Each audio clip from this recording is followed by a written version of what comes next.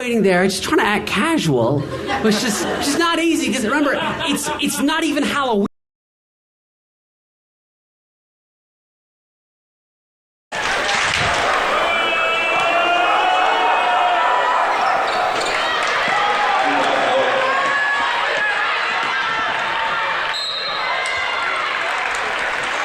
There you see Lloyd trying to take it coast to coast.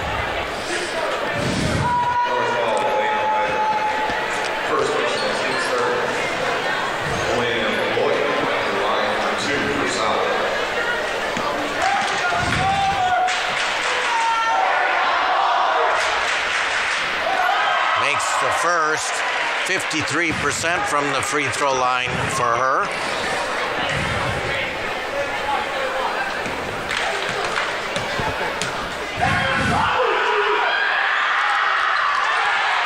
Lloyd knocks home a couple.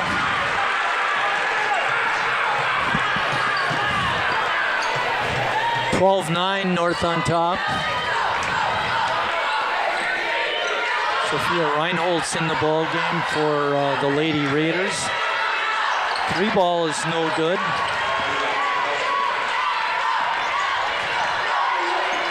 That rebound was by Danica Zakowski.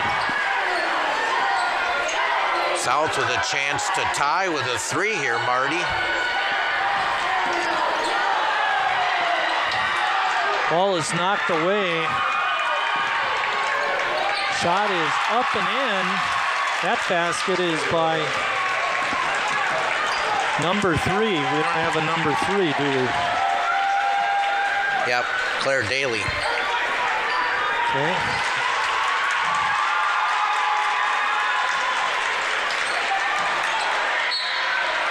Oh. Whistle on the floor.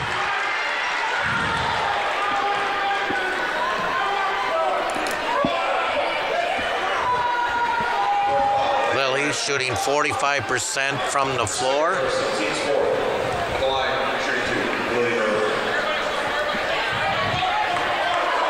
All goes Ryder. Herber's first one is off.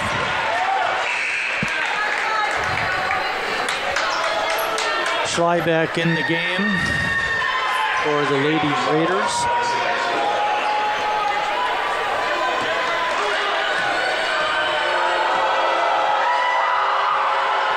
Gahagan back in for South.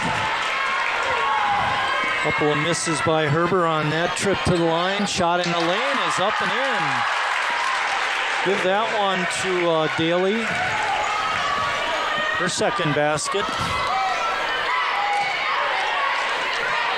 Oh, good idea. Good hands there by North. Trying to get it to Herber.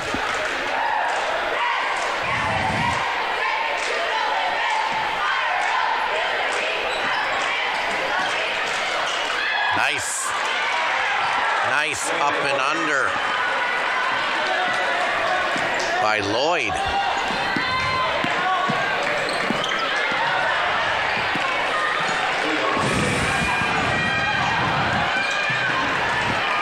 Bringing it up under pressure was Gahagan. Tried to get it inside to Herber, but another turnover by the Red Wings, Lady Red Wings. 10:59 left in the first half. North up 5. South in a zone, 2-3.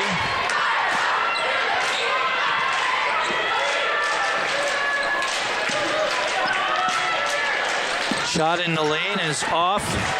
Good attempt by Peitzmeyer, but South gets the rebound. Lloyd being hounded by Daly.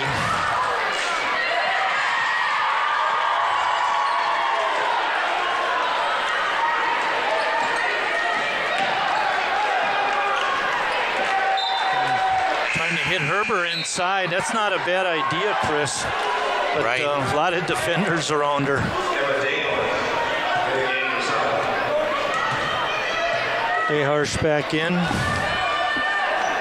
Yep, Yeah, Schneider tried to get it there. Maybe a bounce pass would be better, and another violation.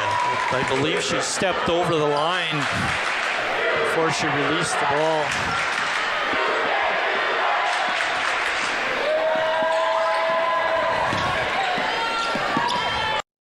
Driving down the baseline, kicking it out for the three-point is the lefty. No good by Daly.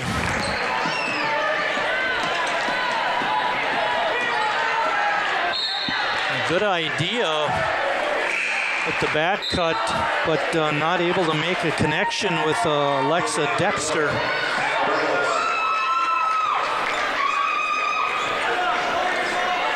Revlis back in.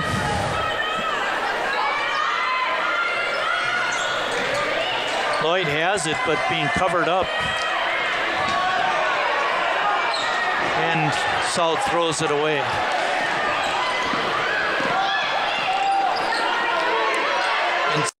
Turnaround is good. I have her 3 of 4 from the floor, Marty. 7 points. She's going to be miss inside and miss outside. Lloyd forcing the action, draws the foul on Adams. That'll be her second. Now, if Adams would have just stayed put, draw the contact, but once she started moving those feet to slide, they got the foul there, Marty. Lloyd averaging 17.6 points per game. She struggled at the line, like Chris said, but so far tonight, she's 3 for 3. Yeah, she's halfway to that average almost, Marty. We mentioned this in the opening, but she had a 30-point game earlier this season.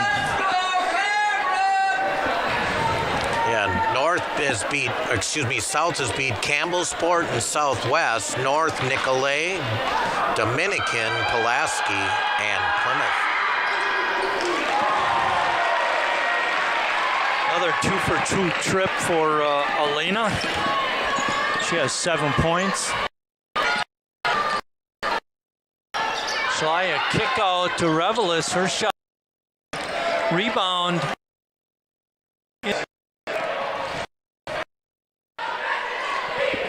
That rebound was by Dexter.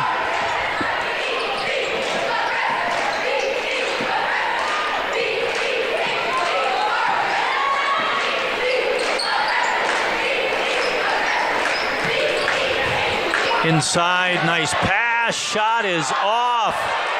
Trying to get the rebound, but losing it was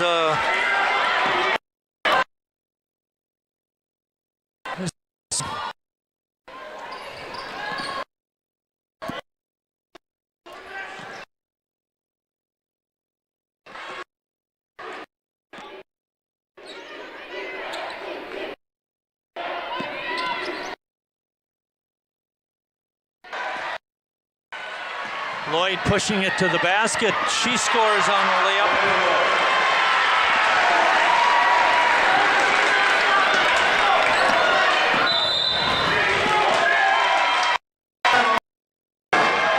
Well, let's clear a couple things up this time out. Number one, it's hard to get information when it's not posted online, so we're dealing with a roster that's not updated. So some of the names we mentioned, Claire Daly graduated thanks to Bill Wagner letting us know. So now we don't know who number 3 is. Posted online, and I don't see her on. Yeah, the roster South handed out has Claire Daly. So we'll do the best we can. Number 3 will be number 3. She will not have a name. See, maybe during the broadcast we can. I'll go down and see if there's new sheets. At half. Ball game. It's a tight one.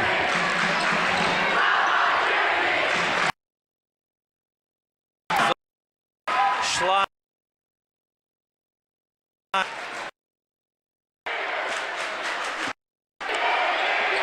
Lloyd has it on a situation, trying to push it to the basket, but pretty good defense by North, and they knock it away. Heitzmeyer has it. Kicks it out. Heitzmeyer down the baseline, got a bump, no call. And Schley able to control it, but then stepped out of bounds. It's a bailout call there. She against the sideline there. Hagen on the foul.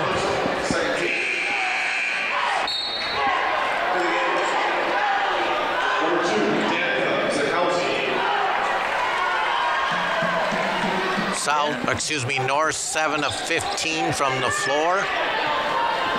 That's a pretty good shooting percentage. Yeah, and they only have 2 turnovers. Surprising the lead is so small. South has turned it over quite a bit so far. 11. Wow. 3 ball from the corner is no good by Revelis. Or no, that's just number 3. We don't have a name on her. Good steal that time by Zakowski.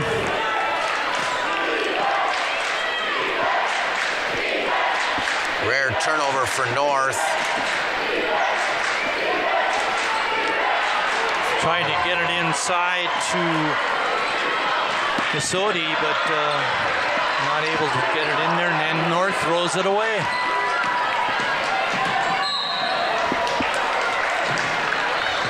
Lloyd is going to draw another foul. That'll be the 6th on North.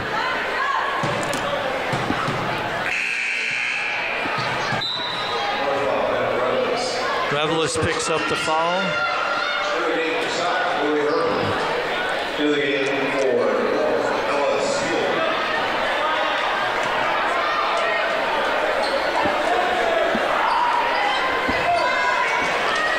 Ball is stolen away by number 3. That time the Lady Red Wings did not move. Therefore, there was no place to pass the ball except to a blue shirt. Ella Spielman checked into the ball game.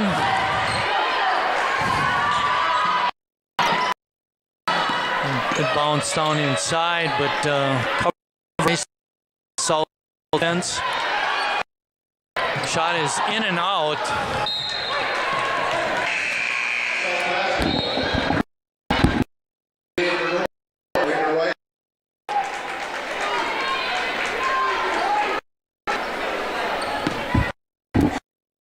Triggering the inbounds. Just checking to see if the boys' roster's right. It is, Marty.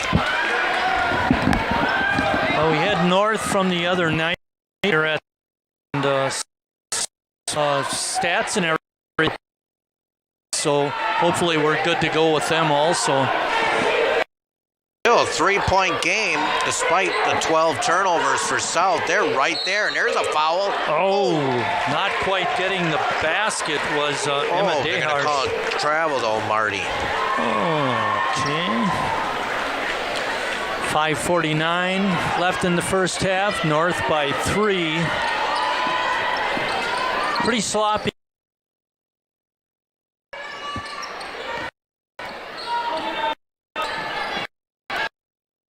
You know, it's too bad we don't have that number 3's name. Her game is she's a left-hander.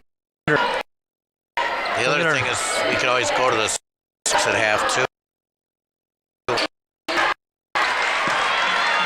Getting fouled on the shot attempt was Ryder. She'll go to the line to shoot 2. First person, 13. It's only the 3rd team foul on South.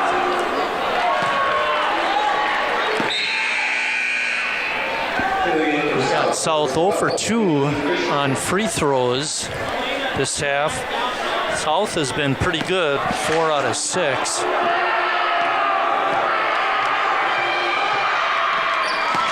Second free throw's in. Lloyd has it. I have South 5 of 7 from the floor. You ask yourself, well, how is there only 7? In their turnovers, there's a shot attempt. Yeah, good wide open look. Not able to get it down. And then we get a travel on Spielman.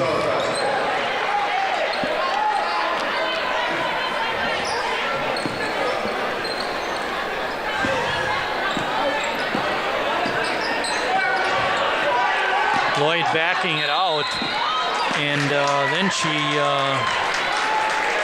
South calls a timeout. Good timeout by TJ Pitch.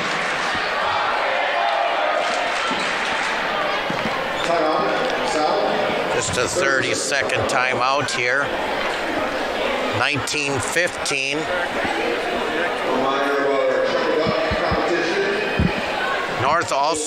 South also getting a lot of chances at the free throw line. That helps keep them in the game.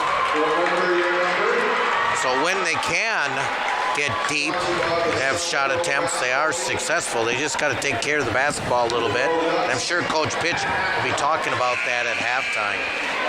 It's a basketball festival when we have these North-South games in action earlier today.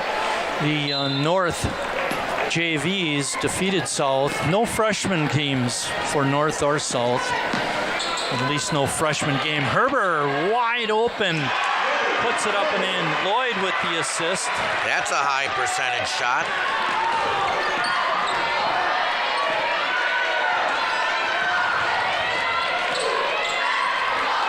Getting the ball inside the zone to Ryder, but South doing a good job at defending the perimeter players.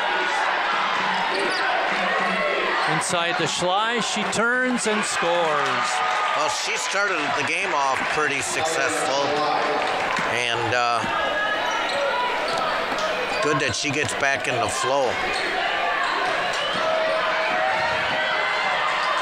Lloyd with a good pass down the baseline, and then another pass over to the wing, but the shot is no good by Zakowski. But she had a wide open look because of the good passing. Schley open. Bango. Yes, her baskets come together. She is 5 of 6 from the floor, 12 points. Good start for her. Lloyd double team at half court, but Deharsh had the right idea, just made the wrong pass. Then she takes it hard to the hoop and gets fouled by Peitzmeyer. Foul, team Peitzmeyer. Second personal, team 7. Shooting 2. Amadeo.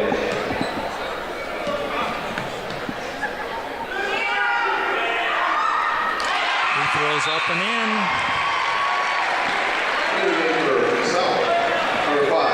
Emma with 3 points now.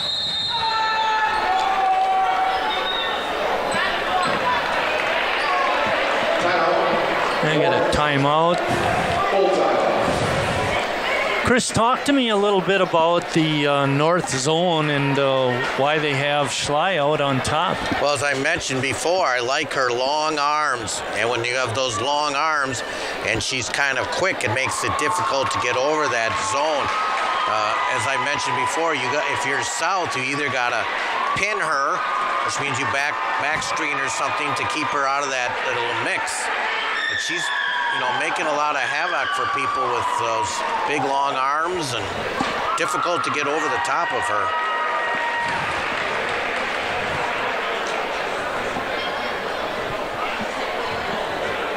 The other thing I noticed, South went to that 2-3 zone, and North is able to get it in the middle to Ryder, but with Schley on the wing, it's hard to argue because she's got a couple threes, but from my personal perspective, I'd like to see her under the basket where he can get it down in closer. She's shooting it well, Marty. 5 of 6 of the floor.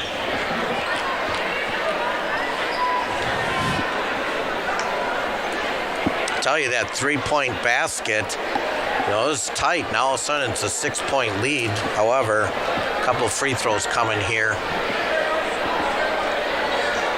Well, she made her first. South has been productive at the line.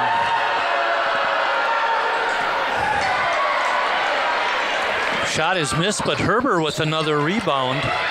Lloyd from outside the line, no good. Herber controls it, gets it back out. South keeps the possession. They're down 6 with 3:10 left. That shot by Gahagan is off.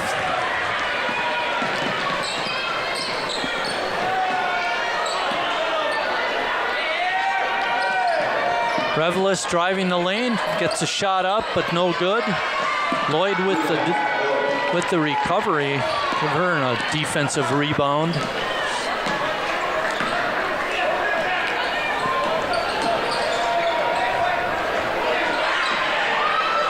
Hagen's shot is way off.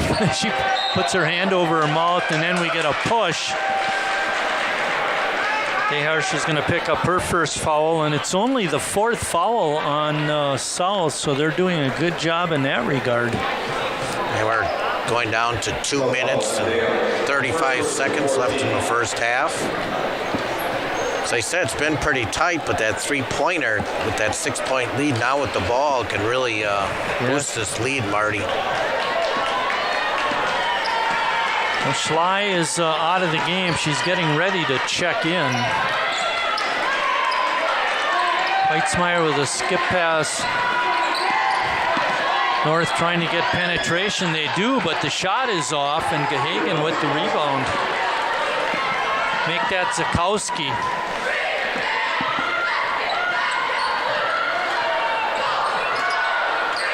Lloyd trying to get good cover-up defense, preventing the penetration. That shot is off. That one was by Gahagan. Heitzmeyer gets down on the baseline but couldn't do anything with it.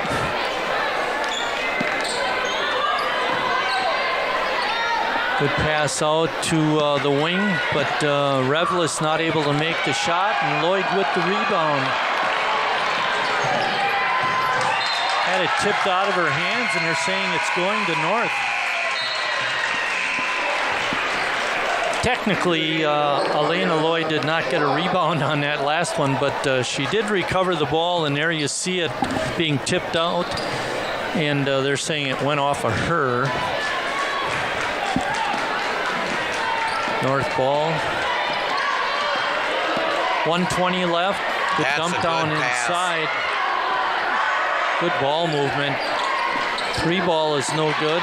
North with the offensive rebound. Putback shot is up and in.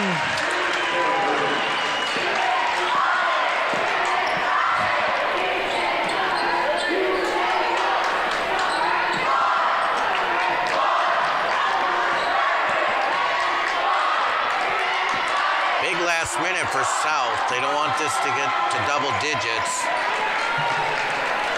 Nice pass down inside to Herber, and Lily puts it up and in. She has 6 points. She's 3 for 3, and South's going to win this game. She's going to need more attempts. Thought South had the possession, but travel call. North is going to keep it with 33.4 seconds left. Reinhold's in.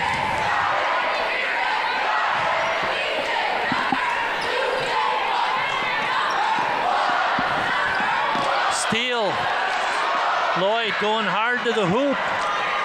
Puts it up and in. What a crossover. She's tough. Heitzmeyer, no good. Lloyd on a bust out. She's going to lay it up and in. Wow. A minute ago, 50 seconds ago, it looked like it was going to be a 10-point lead. Long 3-ball is off, no good, and we're at halftime here at Sheboygan South with North up 26-24.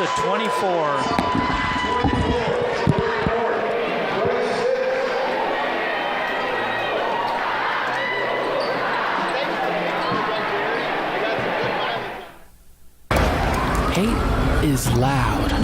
It gets clicks. It gets attention. Hate, however, is actually quite small. But love is the majority.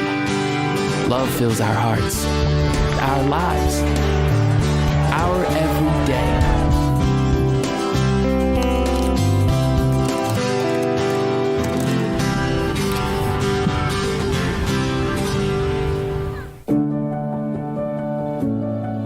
Because of COVID-19, students are more than half a grade level behind in math skills, and your kid might be one of them. Start the conversation before it's too late.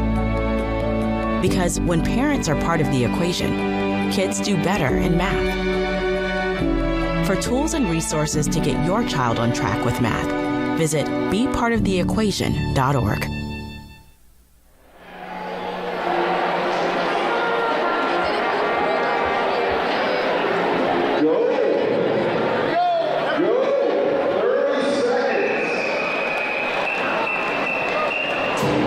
Closest one to the center. Holy cow.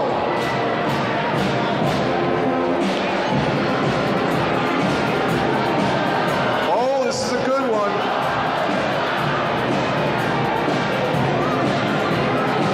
Five, four, three, two, one.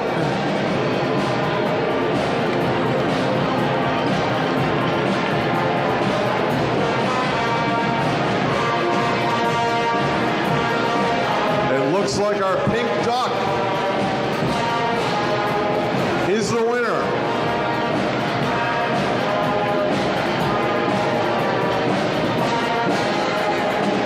Harper Herber, you have won $25 of Target gift card along, or $30 of Target gift card along with a holiday goodie bag.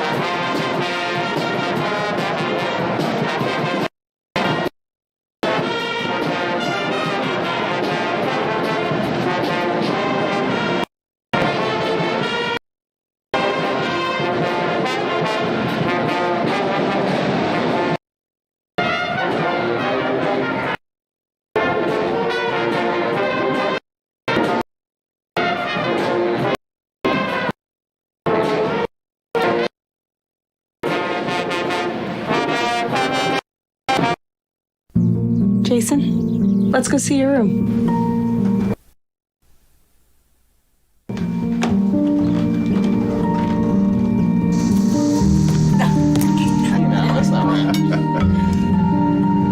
How is it? Is it good?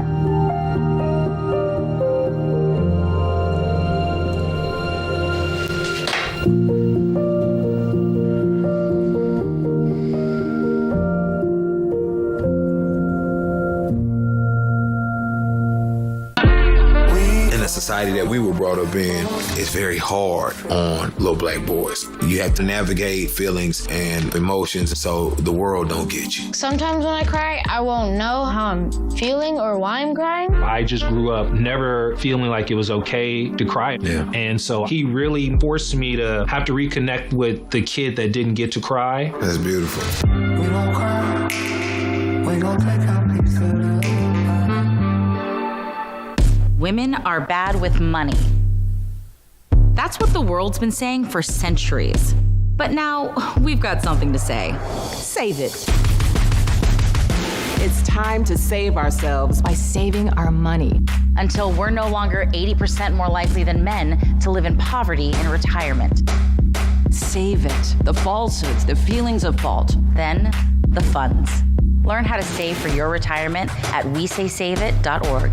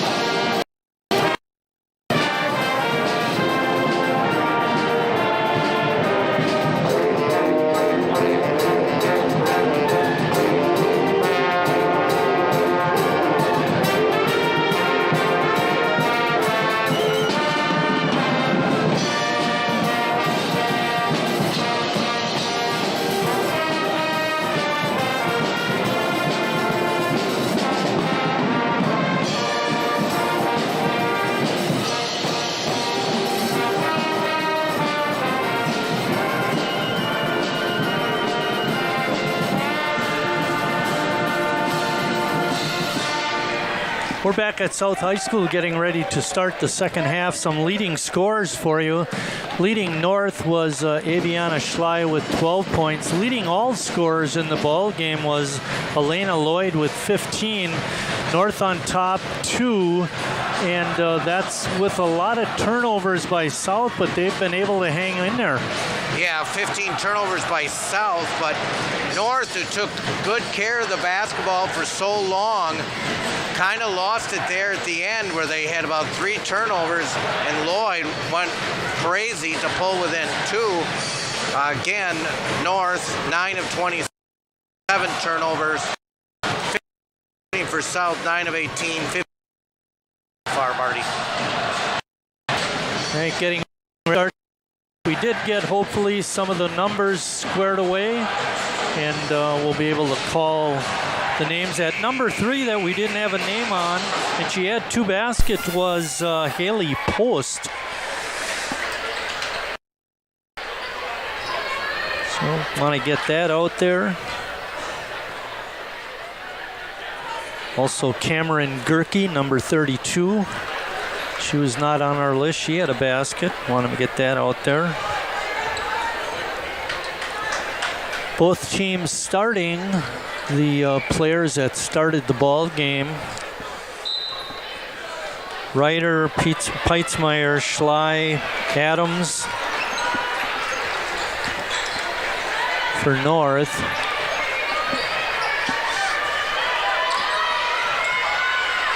And Revelis, number 10. South has got Zakowski, DeHagen, Lloyd, and in. We got a tie ball game. Again, another turnover by North. They were good so that first, but the thing, their baskets, South not so much. Finish the starters. Herber, Lloyd, and Deharsh are also in there. They all 10 girls started the game.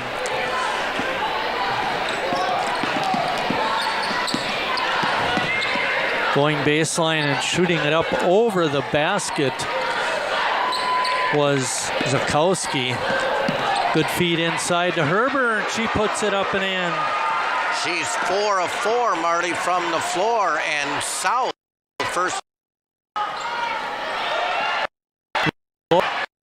Lost her balance and is going to get called for the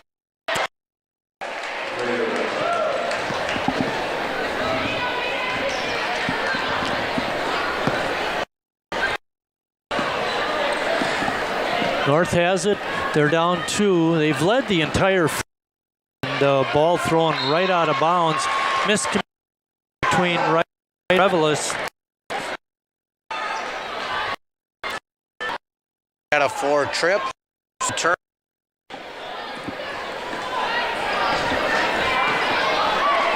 Clock winding down. Minute and a half into this. In an entertaining ball game, South is really well. Adam pushing it up. Now she spots an opening. Goes Herber with.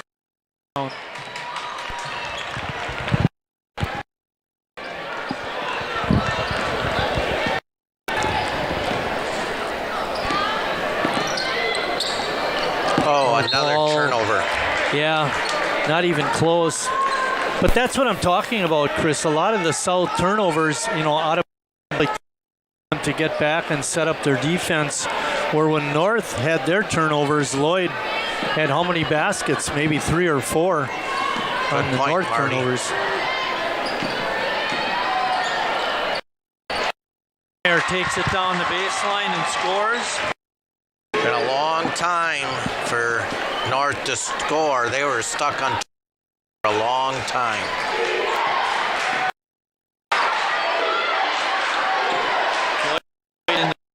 Back out to Deharsh.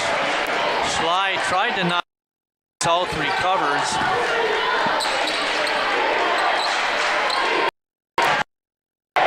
Pretty good defense being played by the Lady Raiders. Herber. So good.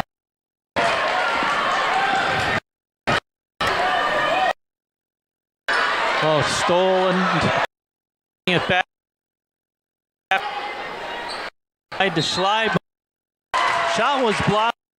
A foul Silver.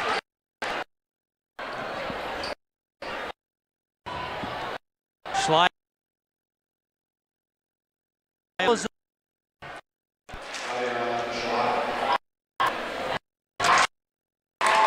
Give her the lead.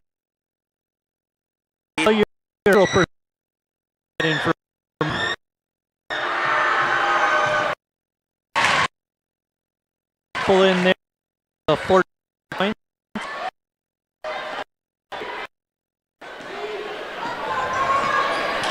North extending their defense. They're playing a box and one, Chris. Revelis was on Lloyd. The other 4 girls were in a... I don't know if you noticed that.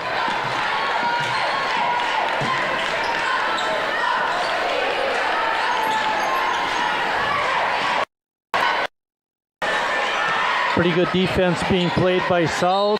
A foul is called on the leader.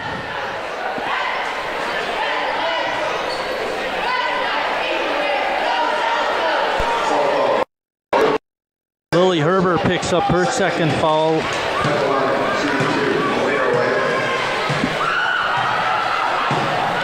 Ryder missed that one. For 2 in the first half.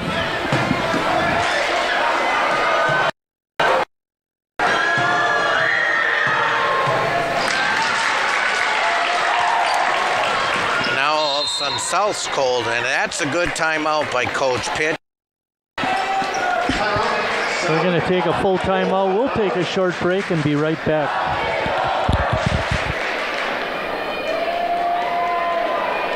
There's so many rewards in life. You coming into our home was one of the greatest rewards we could have ever had. You know, it took 20 years and I got my 3rd child who was 17 at the time. It's so cool to watch the adult that you've become, and you really have done as much for us as you think we've done for you.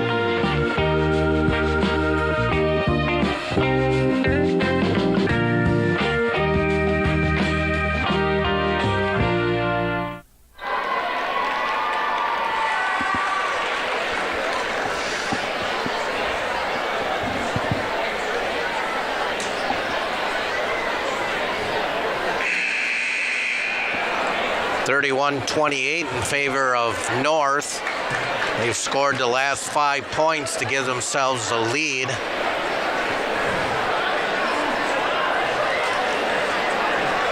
Turnovers, the bugaboo for South of late. They have 19 in the game, but 4.5 in just 3.5 minutes here. Been kind of a slow start of the second half scoring-wise, Chris. We're 3.5 minutes in, and South has 4 points, North with 5.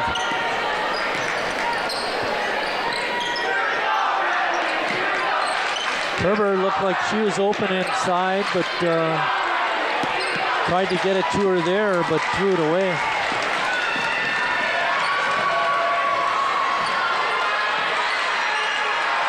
It's going to be an over and back. Yeah. Good hands by Emma Deharsh causing that turnover. North with 4 turnovers as well here in the second half. Neither team playing very clean.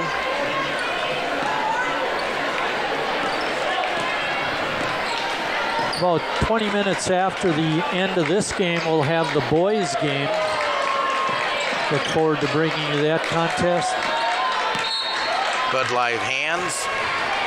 Gahagan's pass, or Zakowski's pass, was knocked out of bounds. Fitzmeyer on the deflection. Taylor Gahagan is going to toss it in. Oh, Deharsh had a wide open shot and couldn't get it. And Adams, with good hustle, picks up the loose ball.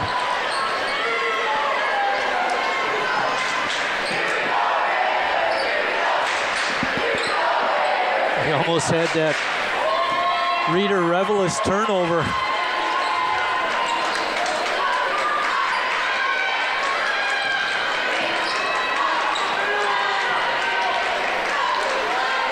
North long possession. Douglas inside to Schley. Her shot just won't go down, but she gets the offensive rebound. Can't make that. Gets another offensive rebound and can't get that one either, and it's out of bounds, but it'll stay with North. Did you get all that, Chris? Yep. It always helps when the same girl is getting the rebound. Good Adams, drive. what a nice drive. Put the left-handed layup in. She's 2 of 4 from the floor and extends the lead to 5, and South is in a funk. Had a 28-26 lead. Deep three is up and in by Gahagan. No longer in that funk. Back within 2. What a magic shot, a three-point play can make. In the first half how the three-point shot got North into a pretty nice lead. That three-pointer getting South back in. Adams, rebound put back, no good. Herber with the strong rebound. Lily playing a nice game tonight. Behar couldn't get it. Had a nice open look.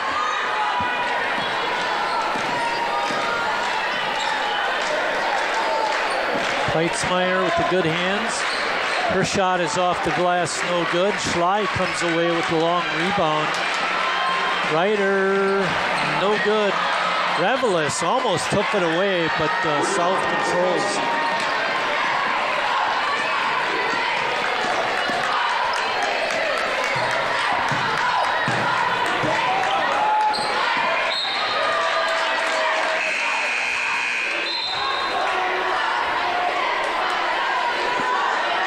Haley Post in the ball game, number 3.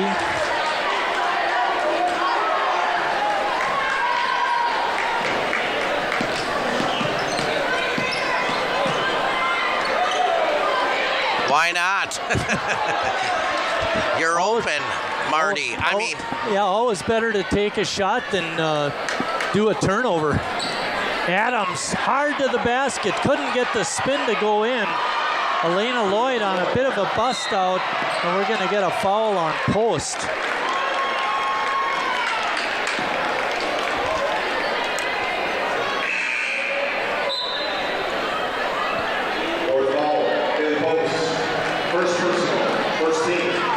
That was the first team foul on South. In that regard, Chris, they've been really good tonight.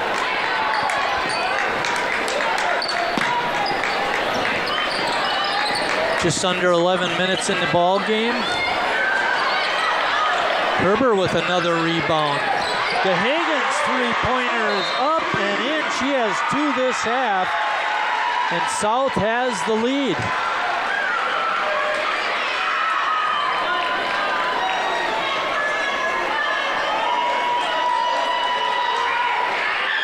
Not sure what went on there, Chris, to you. I think they grabbed the ball. You just got to just let the ball go through the rim, so it's a delay of game warning.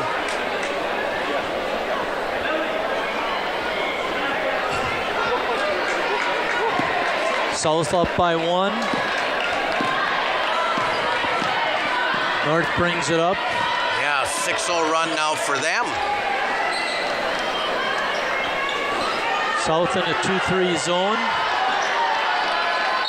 Adams pivoted, but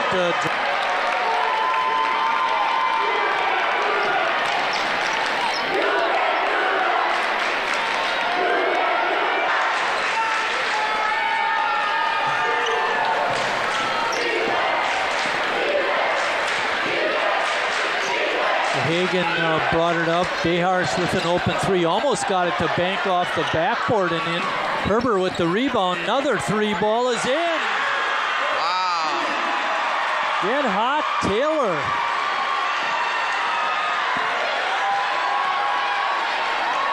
Post, bango. Nice comeback. Haley Post with 7 points. North down 1. South looking to increase their 1-point lead. Tried to get it into Lloyd, but foul committed on her. 2 fouls on each team, Marty, so far.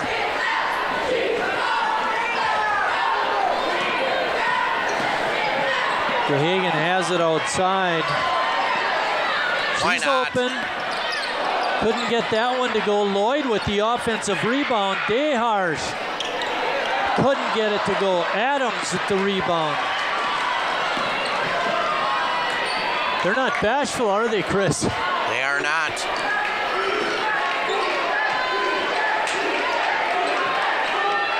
Schley has it on the wing.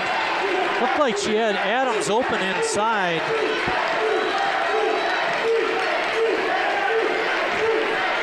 Rolling down to the 9-minute mark of the second half.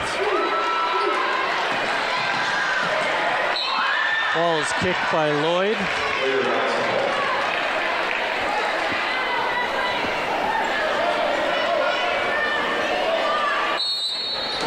They got a 30-second timeout. It's going to be North. Chris, you've done a lot of basketball officiating in your days. It's got to be kind of hard for those officials because of all the turnovers to call a game like that. Yeah, there's no flow. Yeah, right. It's kind of like a baseball umpire when the pitcher doesn't throw many strikes. Yep.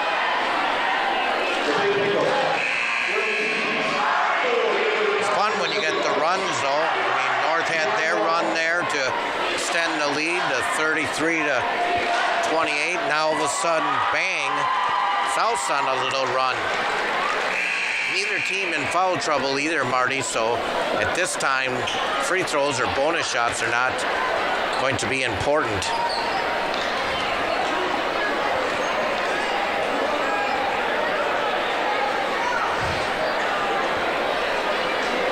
All right, 9:02 left in the second half.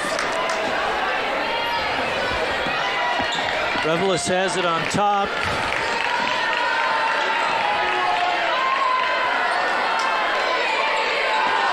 Slide deep in the corner. She travels.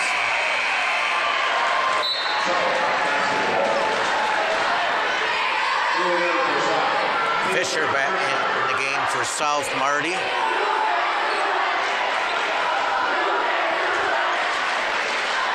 Pitch has gotten pretty good contributions from his bench tonight. He has.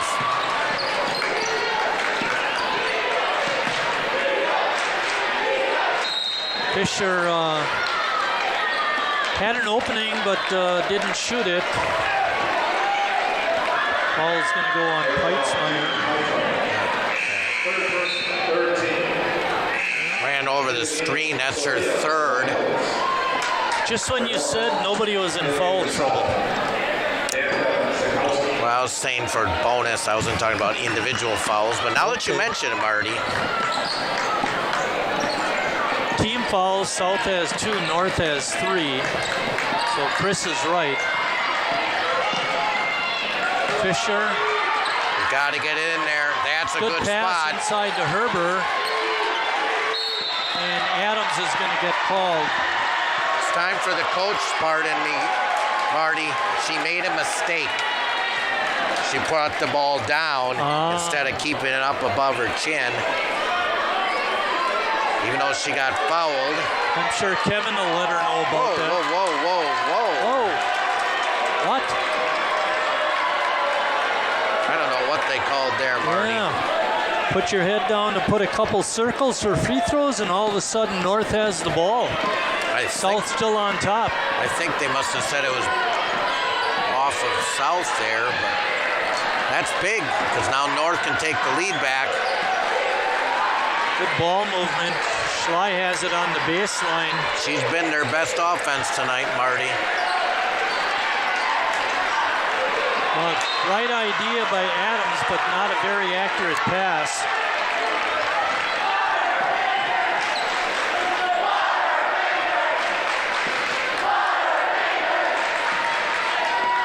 Lloyd has it. She has 17 points on the night, leads all scorers. She's only had 2 in the second half, though, Marty. That defense is working against her till there. What were you saying about only 2? It's only her second shot of the half, and she's made them both. Schley inside, her shot rolls off. Adams' rebound putback is no good, but there is a foul inside. Keep your head up, Chris. Make sure she did get fouled.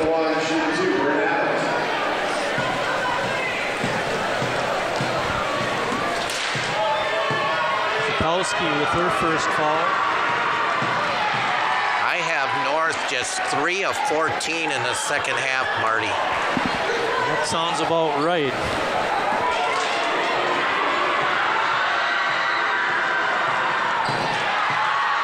Both free throws are off. Coming away with the ball was Zakowski, and then she goes down hard.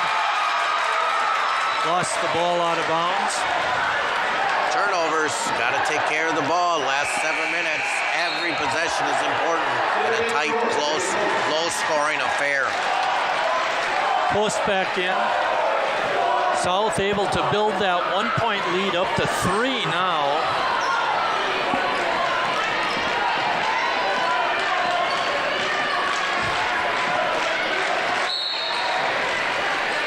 Trying to get it inside to Adams. North led 33-28. As you can see, it's a 11-3 run by the Lady Red Wings. Almost a double dribble. North not able to get it inside very much and get an open shot. No, but they have good movement, Marty, so if they're patient, they can get a good shot. Adams, reverse layup is no good. Lloyd with the rebound. Going hard to the basket, and she's going to get called for oh boy, turnover.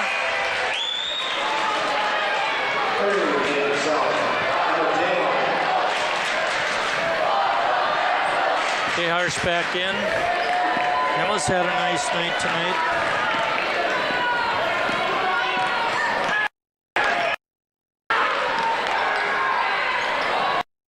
They have South 5 of 15 themselves. They're not lighting it up either. Adams with a kick out, post, round and out. Schley, offensive rebound, and the putback is in.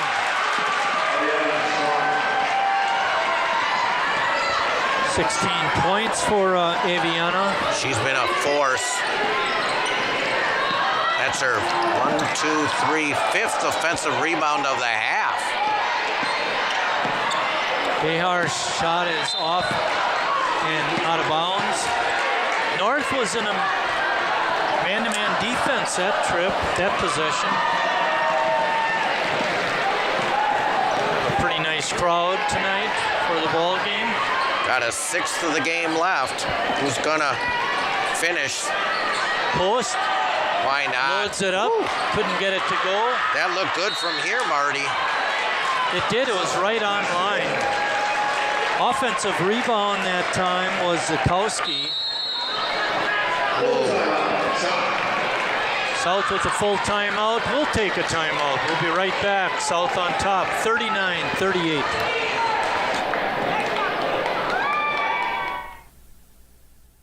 People couldn't see my potential, so I had to show them. I've run this place for 20 years, but I still need to prove that I'm more than what you see on paper. Today, I'm the CEO of my own company. It's the way my mind works. I have a very mechanical brain. Why are we not rethinking this? I am more. I'm more than who I am on paper.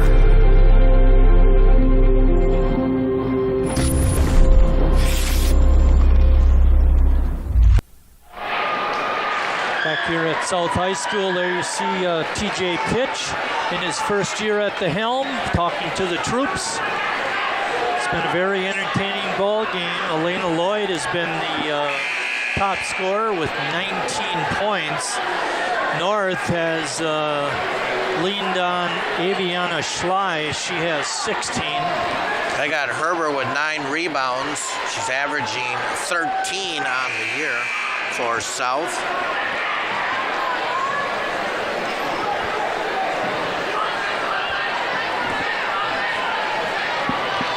South has the possession and the lead. Yeah, I have South now 6 of 16 here in the second half. 15 of 34 on the floor. Again, unofficial because it's me.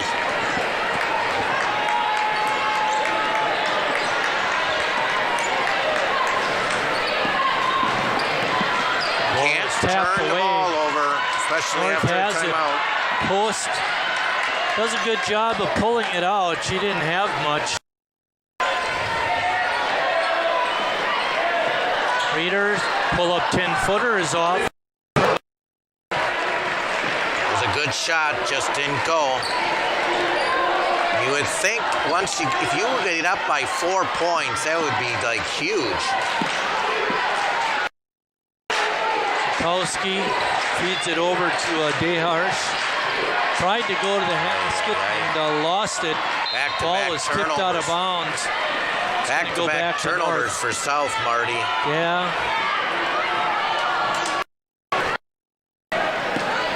Time running down. 5 minutes. Sorry, Marty. 24 turnovers now for South. 9 in the second half. How many rebounds does Lily Herber have? 10. Oh, around and out and back down. Post with a basket. And the lead. She has 9 points off the bench.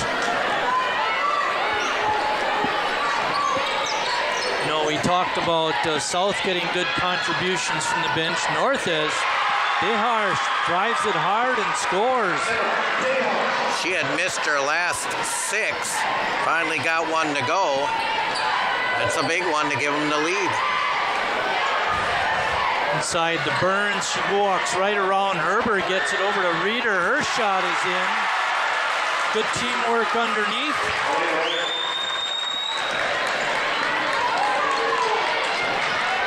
Almost a walk.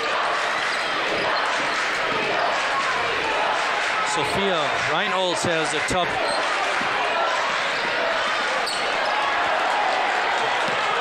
tough assignment guarding Lloyd. Schley, little runner in the lane is no good. She's able to control it. Post. Bango. What a game for her coming off the bench, Marty. Her second 3. North now with a 4-point lead. What I say about a 4-point lead, it's huge. I was going to say, Chris, a lot of this, in this half, it seems like more than in the first half, turnovers are hurting South.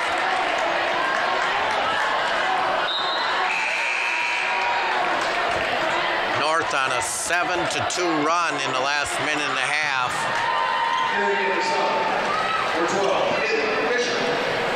Haley Fisher in the ball game for the Lady Red Wings. Lloyd with it, being double teamed. Goes right around that. Get it over to Gahagan. Good pass inside to Herber. She puts it up and in. She kept it up that time, Chris. Yep. Told you she's going to have a bunch. She's now at 10. Way downtown. Post! Oh, my. Wow. Another country heard from for sure. Nobody expected 15 points from her.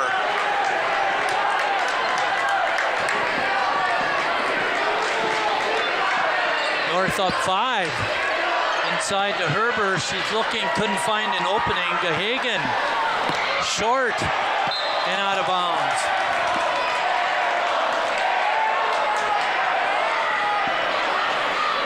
.235 left in the ball game. South is going to have to play real good defense. They're in their 2-3 zone.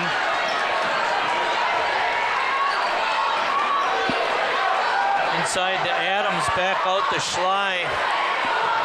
It was that inside-out action, Chris, that got Schley open, but she didn't shoot it that time.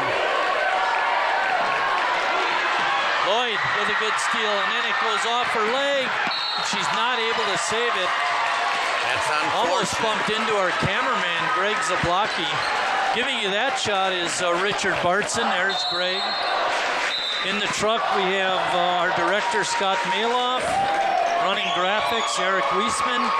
Up here in the booth, Chris Wright and Mike Martin. Chris, you were going to say? A little surprised by the timeout here, Marty. I'm not sure they have too many left. South, that is.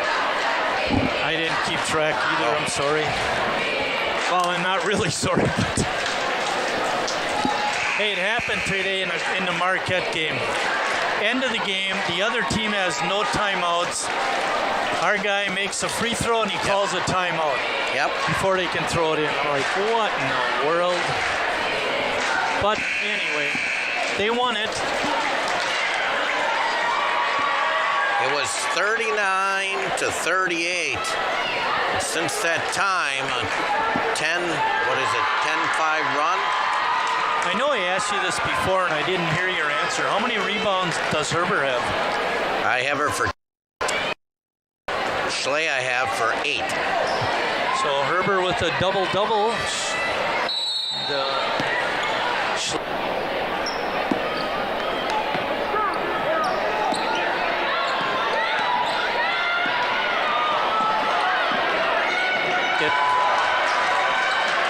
Post inside. Good block by Herbert.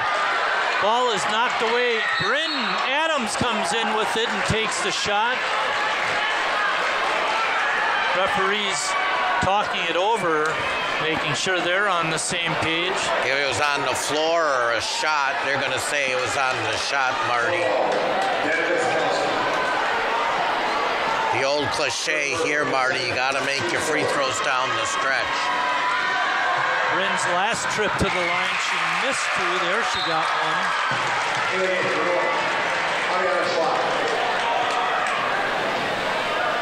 North has it up to 6 points with under 2 minutes.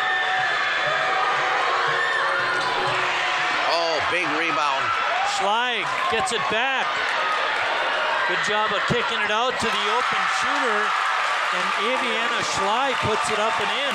Because you can't rebound off a free throw. That's a bad mistake by South. 8-point lead. Revelis doing a good job of covering up Gahagan. She's going to get rewarded with the layup. Getting away. TJ Pitch telling them to hustle it up the floor. Let's get some shots off. They're down 10. And a travel is called.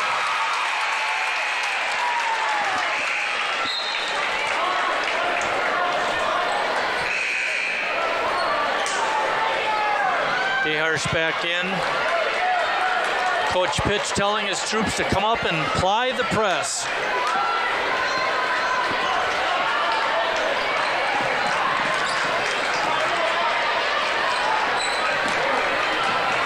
Good job over to Adams. She gets it over to Peitzmeyer, who lays it up and in. That could be the dagger right there, Chris. Yeah, it was 40-39, Marty, and now look. And it's just getting uglier. Looked like it went off of Peitzmeyer. Let's see what the officials come up with.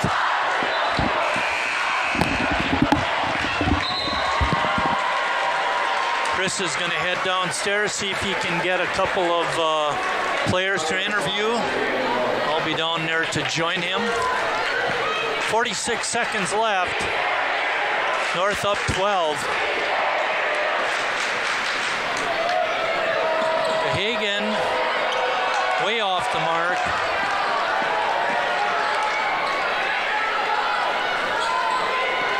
North is going to pull it out. Let the clock run down. Adams, good job of kicking it out. Let the clock run.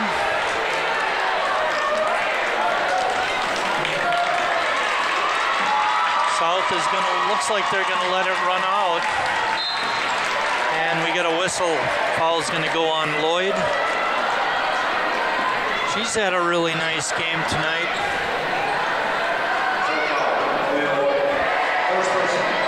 It's only the 5th team Team foul on South. Under 10 seconds.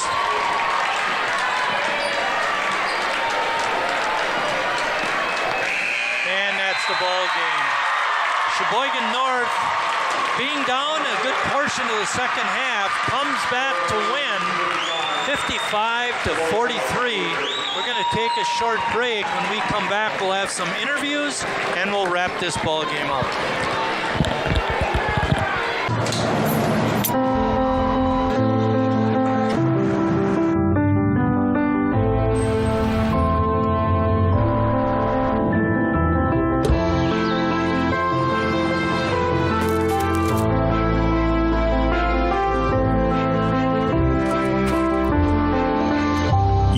The national parks, and no matter who you are or where you come from, the parks are you too.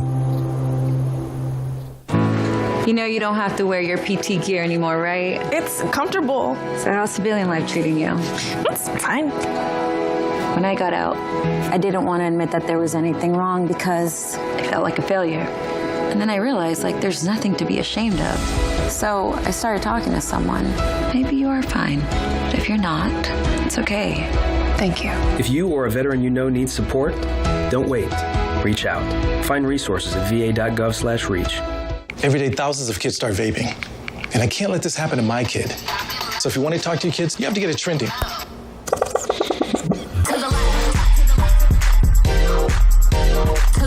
No, you're doing it wrong.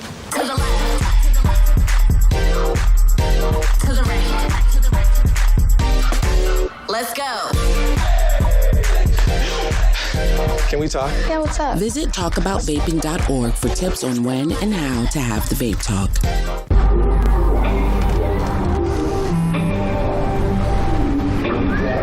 I don't know why you're so sad. You've got a roof over your head. You gotta stop with that depression stuff.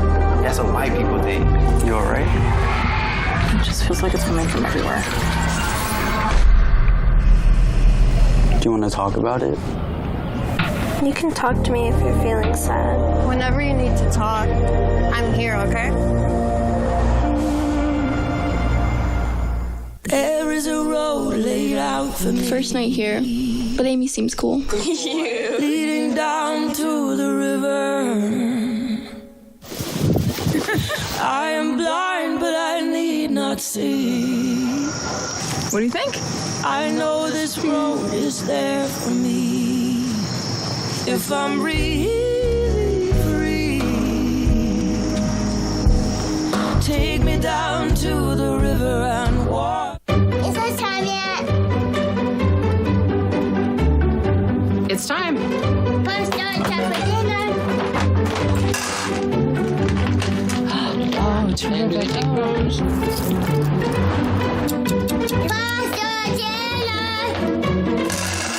Donating pet food is one of the many ways you can help families in your community. Pets and people belong together. Learn more at petsandpeopletogether.org.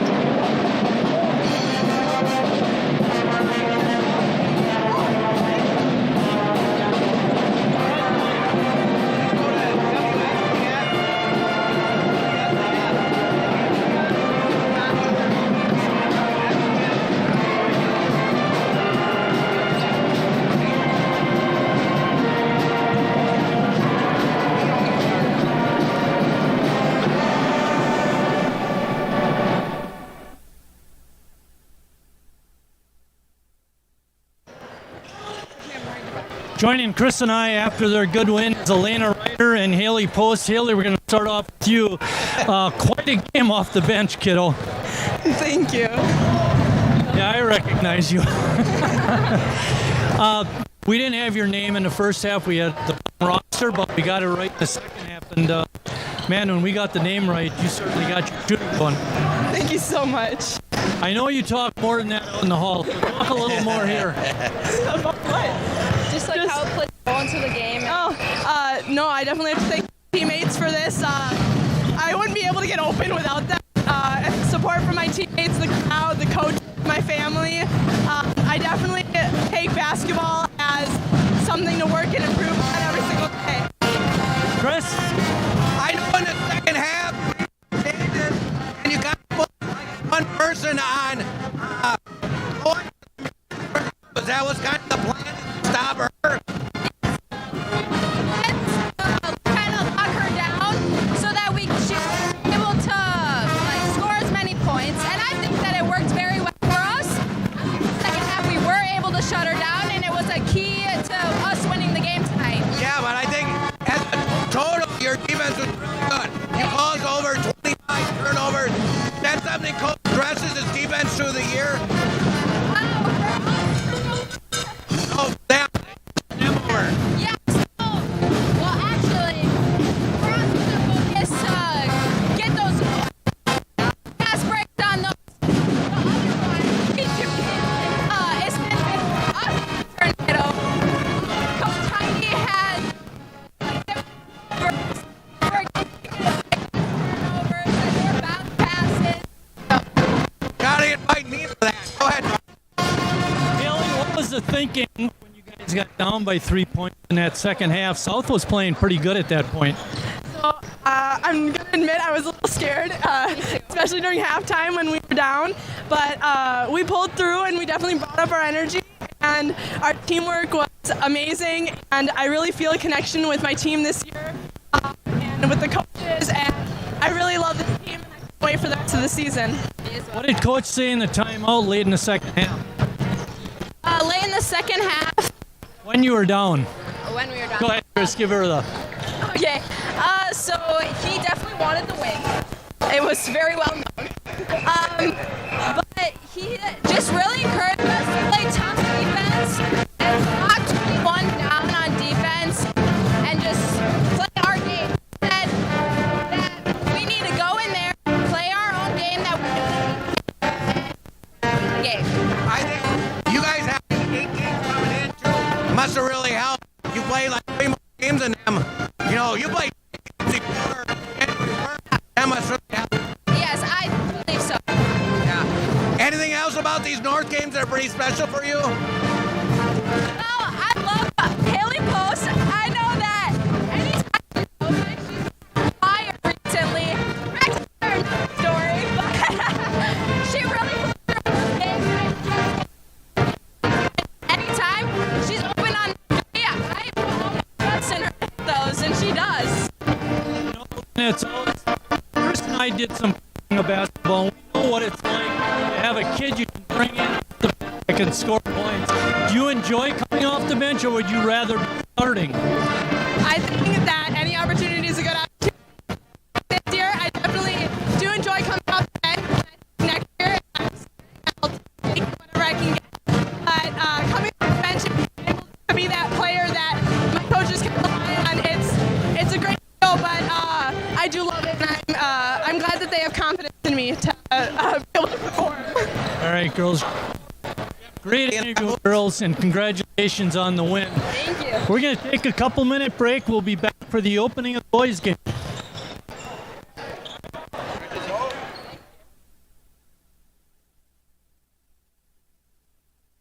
We're all just trying to keep things running for those who rely on us. That's why we don't have time to be sick with the flu. We don't have time for delays. We don't have time for spills. Next. We don't have time for setbacks. Let's be real. Getting the flu shot helps you fight the flu. Get a flu shot for yourself and those around you too.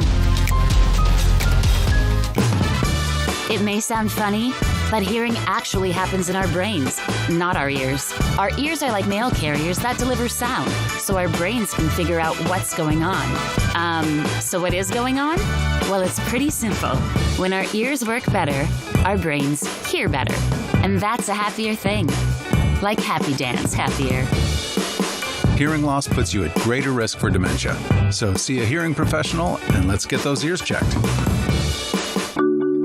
The thing that drives me every day as a dad is him. Every day he's hungry for something. And there's this huge responsibility in making sure that he's a good person. I think the advice I would give is you don't need to know all the answers. It's okay to make mistakes. As long as it's coming from love, then it kind of starts to work itself out.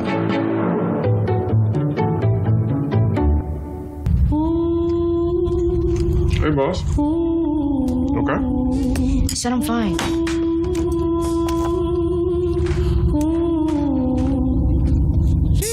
Me the bed, see you in the morning. With the frosted Superman, but it wasn't on it. And we lost it. You can talk to me. It's been really hard for me.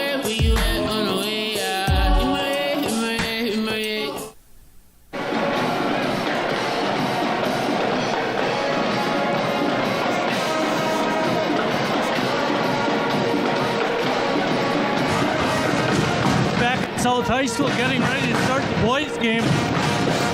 Chris, we had an excellent game in the girls' game. What do you see happening here with this game? Well, I'm going to start it off with saying, do you remember January 27th? Well, everybody who's been played in the game last year for North remembers January 27th because that's when South was in this building and beat them. South lost 10 seniors off that team, and so they come in with a very, very young squad. You're playing a Sheboygan North team that's ranked 7th in state, coming off a tough loss the other day against a peer.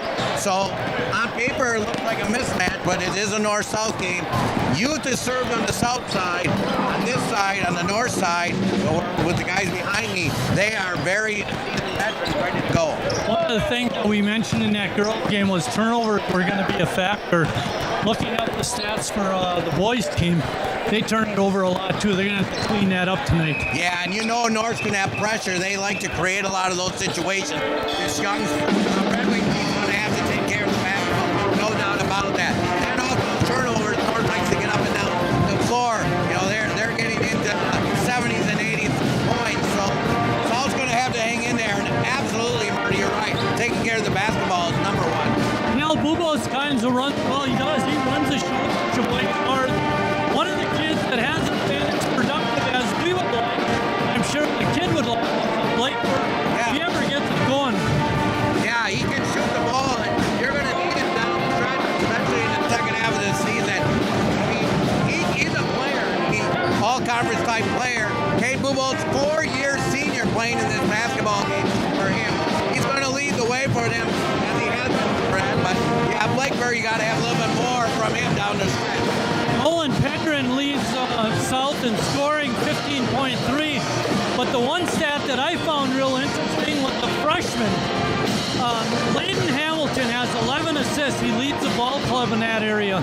Yeah. Talk a little bit about him and his role. Yeah, there's 4 juniors on the team, and then Hamilton, with all those assists. He struggled a little bit about shooting, but it's a big boy up here tonight, but we'll see how he handles it against his pressure. We're going to step out. When we come back, we'll have the special presentation for Ryan Steppen. We'll talk about that when we come back. I want to eat apples and bananas. I need to eat apples and bananas. Why can't I eat apples and bananas? Support the Feeding America nationwide network of food banks to help provide meals to those in need. Join us at feedingamerica.org. Here's Grandma Florence after that flood wiped out the whole neighborhood. Sometimes I just cannot believe all the storms we've gone through here. I can only hope that we'll be able to leave this house to you one day, baby. You're our legacy. Planning for these disasters will make sure we're safe, and is the best way to protect that legacy. Your family is your legacy. Planning for a natural disaster will make sure you're all safe. Visit ready.gov/plan for the tools and tips you need to start your emergency preparedness plan today. Oh man, I can't believe I'm missing this. Okay, Grandma. I see you. Don't get stuck at home with the flu. A flu shot is the best way to prevent the flu and its potentially serious complications. It keeps you, your community, and loved ones protected. Don't get flu FOMO. Learn more at getmyflushot.org.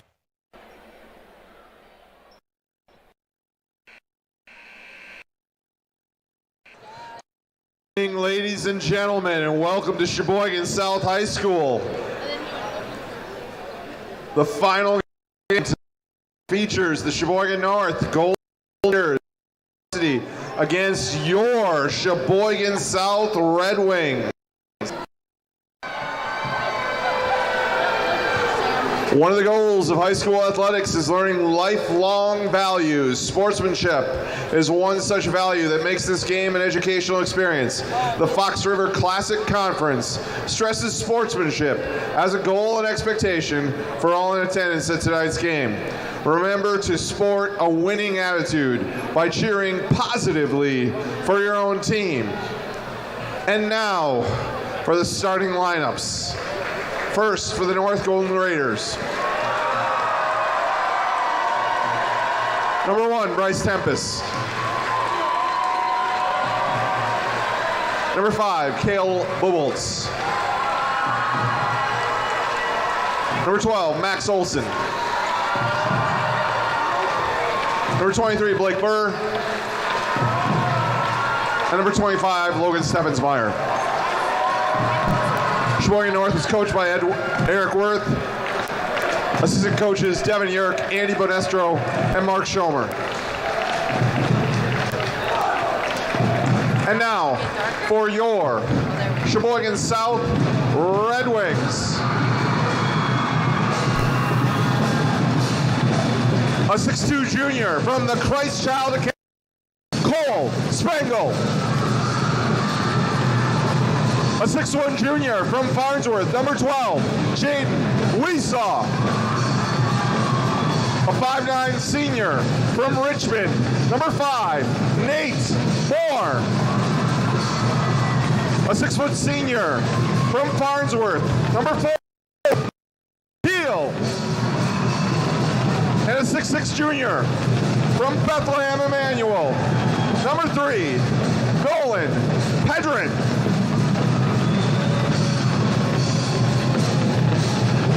The officials for tonight's game are Austin Edge, Ryan Rush, and Tom Rush. These individuals are registered by the WIAA and assigned by the FRCC.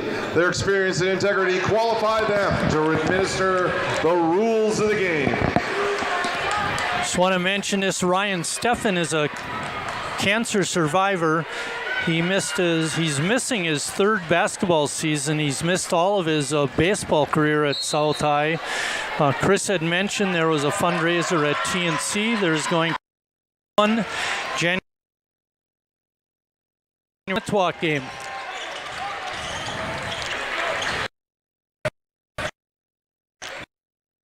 We saw North the other night.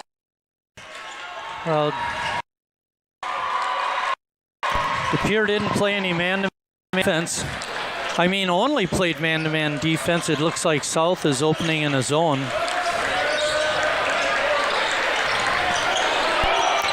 Tempest shot is no good. South comes away with it. That was rebound.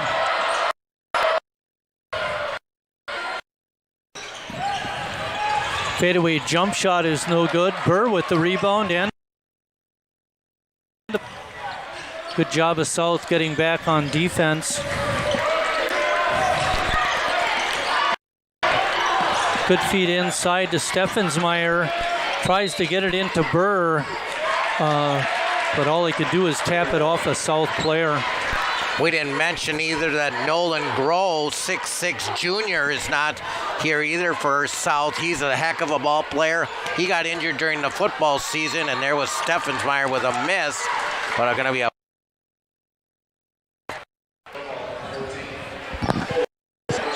foul. Number 14, Cole first. Steffensmeyer at the line.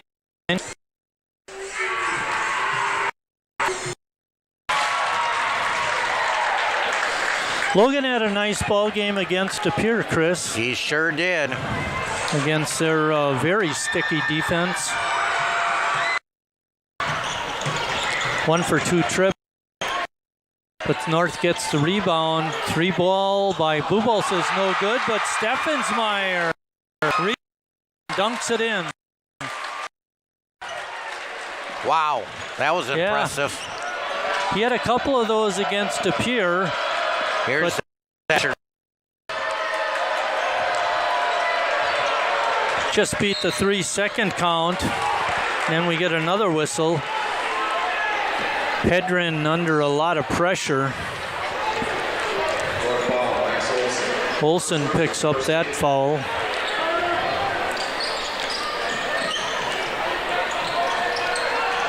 Just got it on in time, got it into Moore. South comes in 1-5, 0-2. North 4-1, 1-1, ranked number 7 in state. 3 ball is off, no good. Tempest tracks it down. Good fan out, good ball movement. Burr with a wide open 3, couldn't get it. Steffensmeyer put back, he's fouled. Chris, I was watching, well, when South throws it in or when they were running offense on that time, they don't set up their cuts. Therefore, they're guarded pretty closely. Yep, got to change your speeds. Very, very young South team. Huboltz with another miss. Getting that rebound was Moore.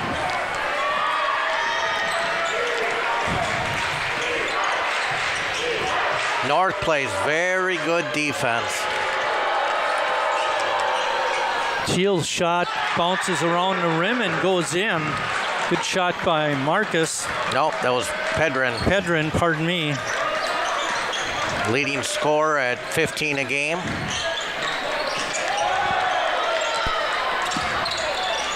Huboltz gets inside. Meyer lays it in. Very unselfish, good shot there. We saw Aubrey Koistra out in the hall just before the game started. Ooh, good feed inside. Trying to get position. Steffensmeyer with a block, and then we get a whistle. Anyway, Aubrey, famous for the worst 2 minutes of basketball or the beginning of a North-South game. Hasn't been too bad so far. A lot of contact there. Letting a lot of bumping go on. Max Olsen with a wide open 3, misses everything.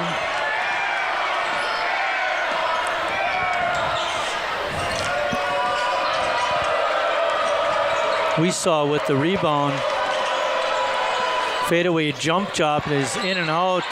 And Steffensmeyer is going to get called for a foul. Pedrin had a pretty good look. He's very long, Chris.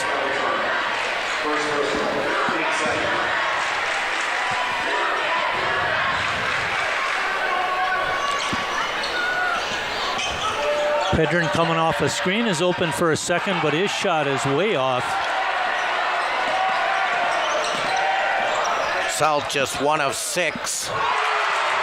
Tempest with a 3. A quick timeout by Coach Shaw. Takes the 30-second one.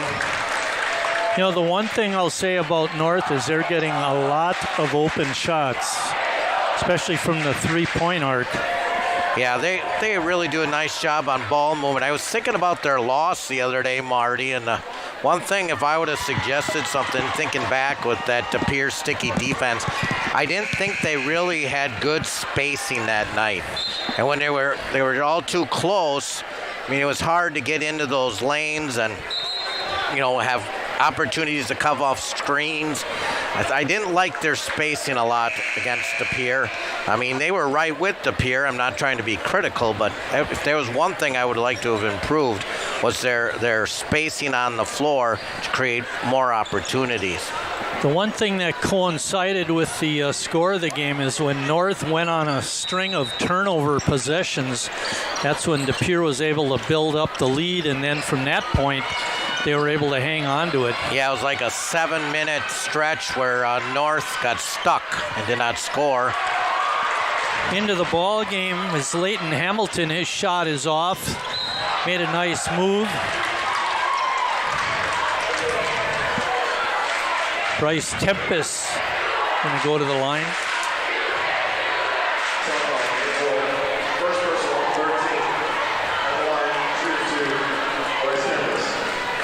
And talking about Ryan Steffen and his cancer situation, Bryce Tempest and him are pretty good friends, and Bryce frequently would go over to visit with Ryan, which is very nice. Always nice to see those North and South Siders get along. Well, it's Tempest and Steffensmeyer 9, South 2. And we haven't scored anything up here in the booth. Ball is tipped up by Schramm. Landon Schramm, but he tipped it out of bounds. And Landon's a nice person that have come off the bench, 6'6" kid. We talked about that the other day, having a good season. Ball is tipped away from behind. Losing the ball was Pregetz.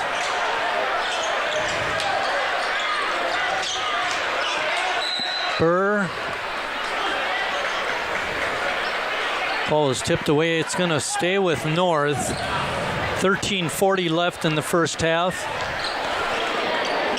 6 of the 7 leading scorers for South are underclassmen. Ryder tough Miller. task today. Burr's shot is short. Bounces right off a South player. Schramm with a good job. And they're going to get a call of traveling. Weesaw thought he had a block, and when he heard the whistle, he thought he was going to get called for the foul. Moore has it.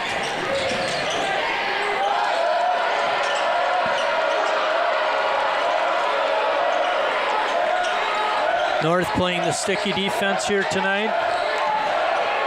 Side shot is up and in by Pregetz. I know they got 2 baskets, but they were heavily guarded and tough shots to get in there against this North defense. Ball tipped away from Burr. And driving and laying it up and in was Pedrin, Nolan Pedrin, with his second basket. Just a junior. Tempest, got it. Another 3-ball for Bryce. He has 7. His first game of the year, he had a bunch of them, 3s, and then had that concussion against Mantua. And North D, 3rd turnover on the Red Wings. Fans at home, when you watch South bring the ball in under pressure, look at the guys that are trying to receive it. See what kind of movement they're making. Tempest couldn't get it to go. Good feed inside to Schramm. Good ball movement by the Raiders. Bubolz's 3-ball is no good. Ball is tipped away by Weesaw. 6 offensive rebounds for North in the first 6 minutes, Marty. All those reloads help. Tyler Conrad in the ball game.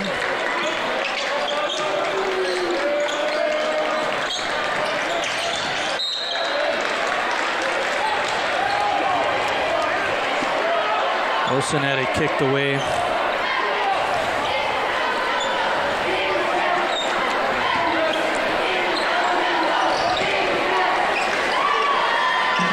South in a 1-3-1, it looks like.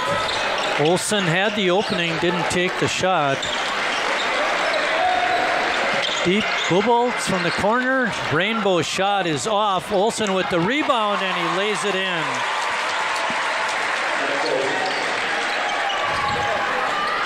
Eight-point lead by the Golden Raiders.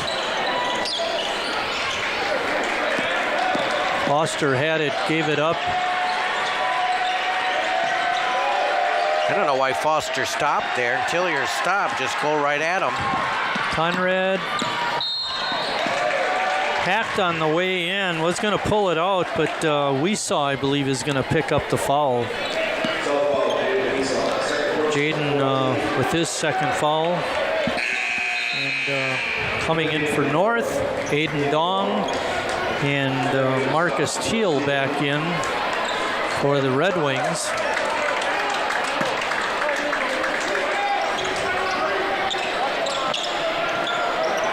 Dong, no good. Maybe you want to touch the ball a second before you. Nice long pass and a layup by Pregatz, his second basket of the ball game. 5 seconds in and you shoot right away. And again. Olsen knocked it away, but South is going to come away with it. Hamilton with it. Hamilton only a freshman. Back cut. Shot is no good. South battling. They've got it.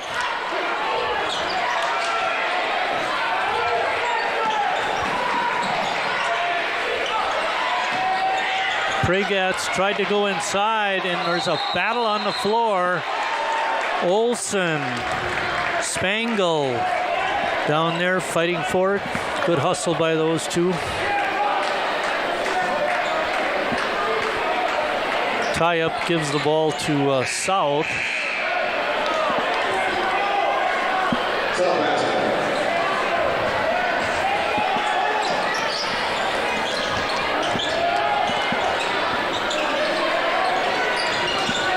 Olsen with the good D in the corner on Pregatz. Hamilton, pardon me, that shot was no good by Marcus Teal. Hamilton's number 33. South just 4 of 12 from the floor.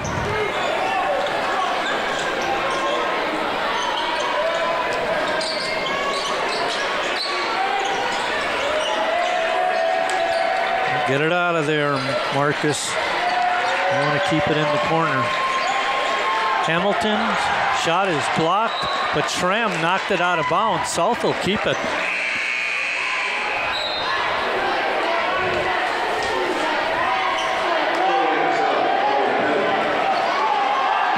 When we were getting ready for the opening, Chris, I was watching the North team warm up. Boy, they seem big. Yeah, they do. Yep, they are big. Oh, good interception by Schramm. North on a bit of a bust out. Conrad couldn't get it to go, but Schramm puts the putback back up and in. It's 2 points for Landon. Logan Steffensmeyer with 7 or 5. That gives the inside people 7 points in the ball game. North just dominating the offensive rebounds. They have about 7 of them already. South's got to clean that up. Foster had it. Now he backs it out. Looking for an opening. Lost it. Dong with the long pass to Schramm. Runs out. No good. Olsen. Shot is blocked, but Pedrin is going to pick up the foul. 9 offensive rebounds. If you want to do a parallel universe, the DePere game against North Tuesday night, and tonight it's like South having to deal with the pressure of North. Guess what South has next on their schedule? DePere? DePere. On January 3rd.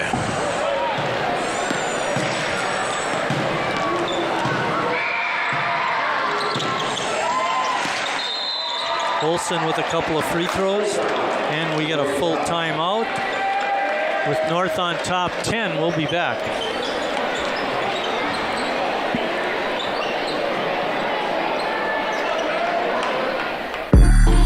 I'm an ex-drug dealer, and I'll be your sub today.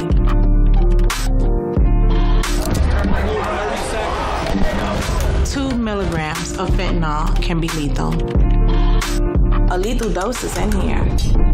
Who gets it, I won't know. It's cheap, it's potent, and it's profitable. The sad reality is fentanyl is being mixed into everything now. More kids should know.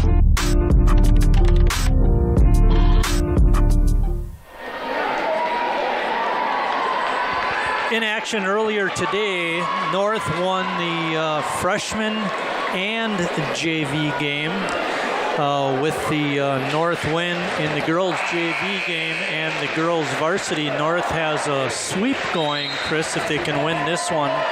Also, speaking of South's next game, our next game is going to be right here at South when they host Ashwaubenon.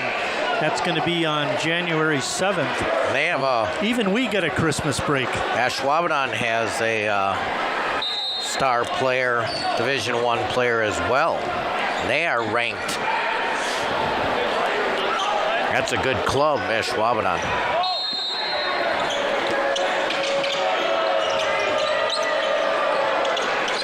Pedrin gets it into Spangle. Pardon me. Nolan Pedrin with the long three, couldn't get it. And it's going to be a double dribble on Bryce Tempest. South just struggling from the floor, along with their 6 turnovers. It's already a 10-point advantage for North, and South is actually very fortunate that the Northsiders are not making their threes. Yep, it's 7 turnovers and 4 of 14 shooting for South. Miller with a little tip away. He goes up and lays it in.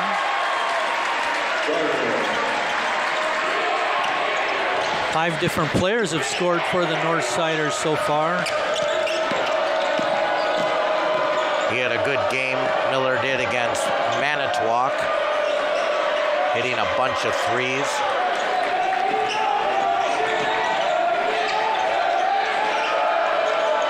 Pedrin pulls up from outside the line and drains it. Nolan Pedrin. First three-pointer for South tonight. Dong able to control it, and then it goes off the hand of Tempest out of bounds. Good pressure by Nolan Pedrin. Steffenmeyer and Bubolson, and for South, it's Nate Moore back in the ball game.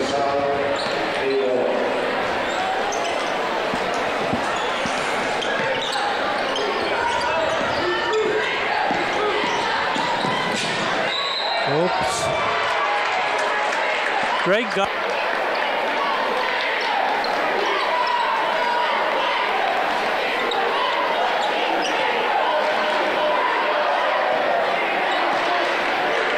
Just under 8 minutes left in the first half. A very terrible pass by Tempest.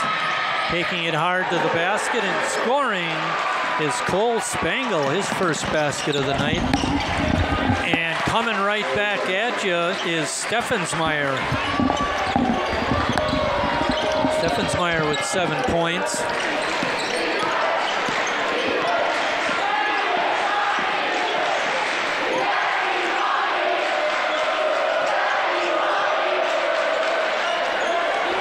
Max Olson, really good defender for North.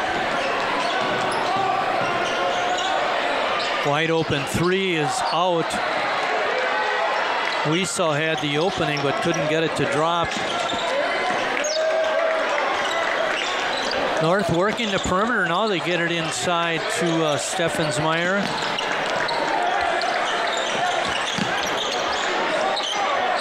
Fadeaway is no good. Bubolz with the rebound inside, and he brought the ball down. He shouldn't have done that. But he does draw the foul. They just continue to hit the offensive glass, putting on a clinic there, Marty. Well, Pedrin picked up his second foul. That's not a good omen for the Red Wings. Yeah, they have 6 team fouls. Bobolt's trying to get that first point of the night. He's averaging about 20.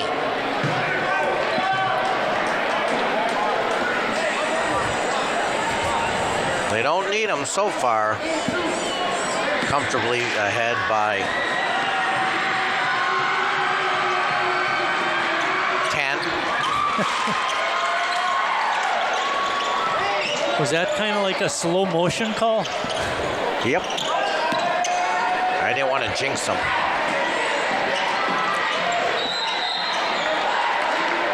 Miller's going to get the foul. Could have almost been an offensive foul because Miller got hooked.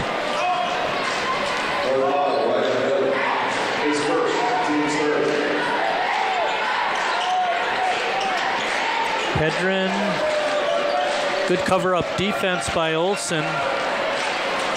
He had Kissinger the other night. Now he gets Pedrin tonight.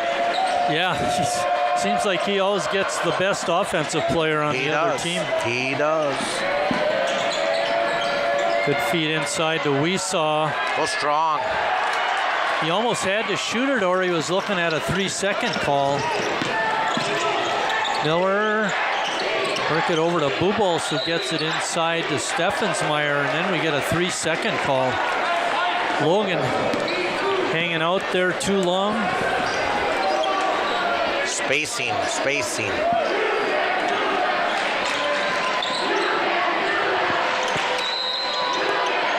I think they're going to get Miller on the second foul here. His. Nate Moore is a hard guy to get to guard because he's very quick.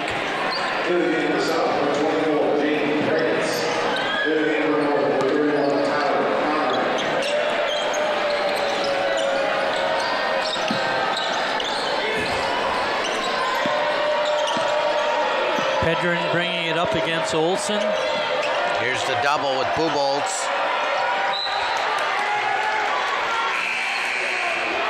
Got to get rid of the ball sooner. Yes. Dribble for South. Pedrin taking a break. Coming in for him is Chase Bowman.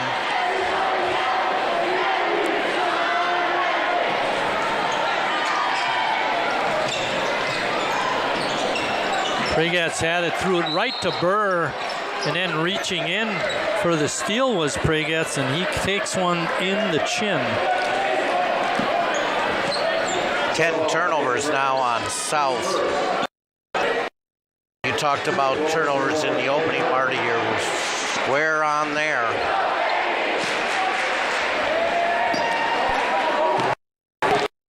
One for Blake. He with his first point.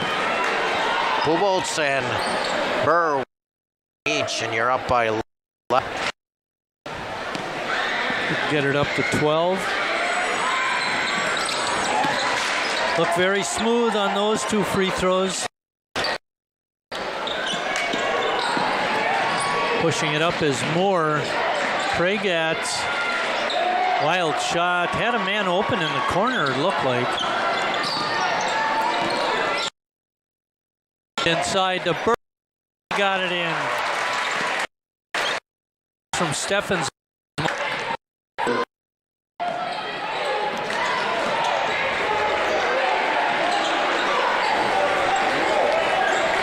South looking for an opening, not finding much. We saw a shot is no good. Miller with the rebound. Pardon me. With Steffensmeyer is fouled on the shot attempt. 2.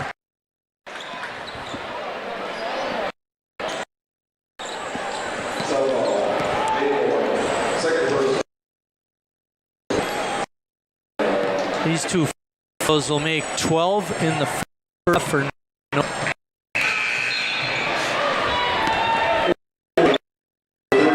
Probably made 6 out of so far.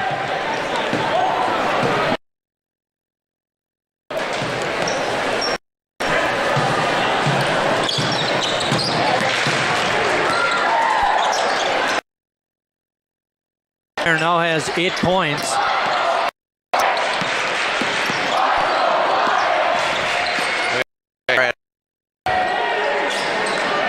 Nope. Feed inside. Good effort. Nice recovery by E.J. Renzelman. And then he knocked it off a South player. North has more than doubled up on the Southsiders, 28-13. We get a full timeout, Scott, so let's take a short break.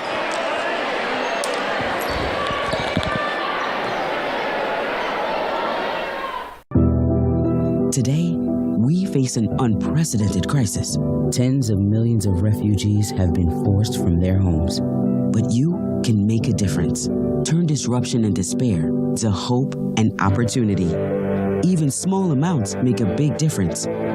Provide shelter, support, or jobs in your community. The more we understand, the greater sense of belonging we create. Act now. Visit supportcrisisrelief.org.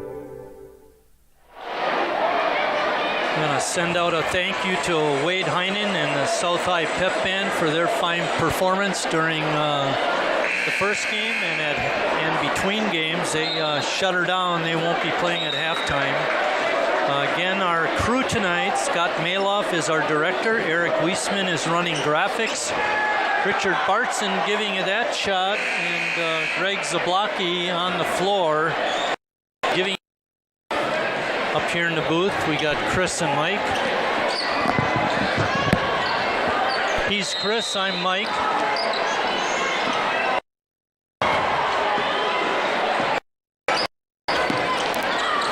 South still in a zone. Conrad had an opening, didn't take it. Oh, yeah, Steph they missed Steffensmeyer inside, didn't they? Good screen. It's exactly how you do those back screens against the zone. Awesome, Steph. Conrad couldn't get it. Picking it up was Bowman.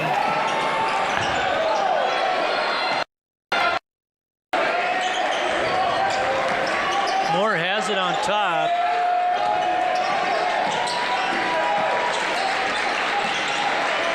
Fregat's looking for a pass, couldn't get it to his teammate. It's taken away by North. And they're going to get Carey. Ooh, thought it was tapped. Thought it was tapped before that.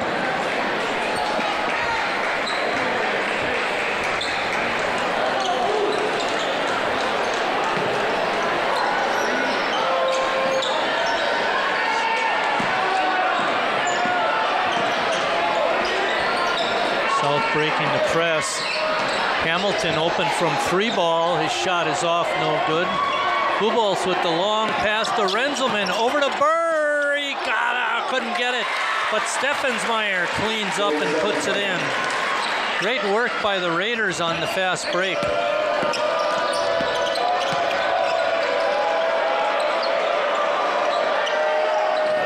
Oh, South threw it away. Renzelman with a dunk.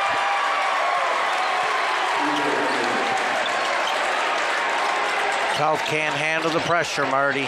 No, they're really struggling. Whoop. And Pedron's long pass goes right out of bounds. Turnover number 13 matches their score. That's a bad thing.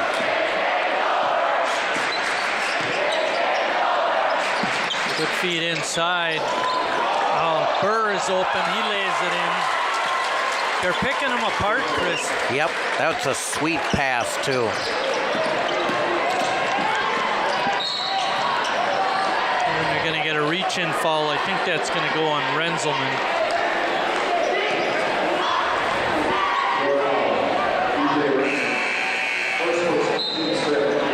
That's the 5th team foul on the Raiders.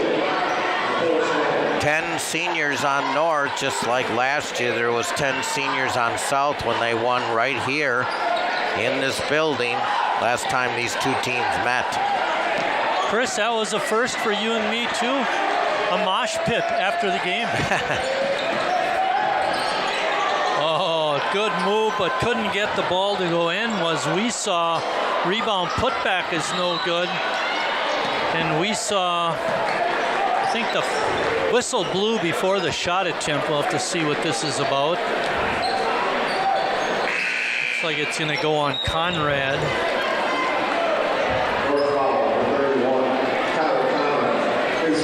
Now, watch the South players and see how they make their cut to try and receive the inbounds pass. That one they got in pretty good shape.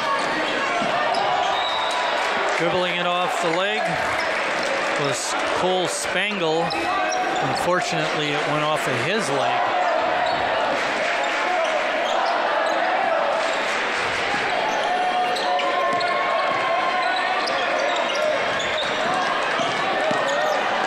Hubolts couldn't get it.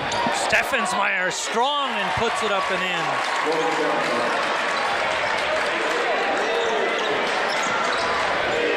Logan with 12 points. 7 rebounds for Steffensmeyer as well with his dozen points. There's your trap. Burr almost had it. Good rotation by Burr.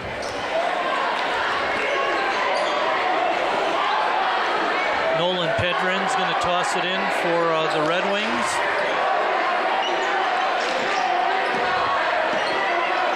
They've been stuck on 13 for a long time, Marty. Yeah, you're right. They got to get off of that. There you go. Oops. Pedrin's shot is off, no good. 3-ball attempt is no good by Teal. Renzelman lays it up and in. Good move by EJ. 38-13.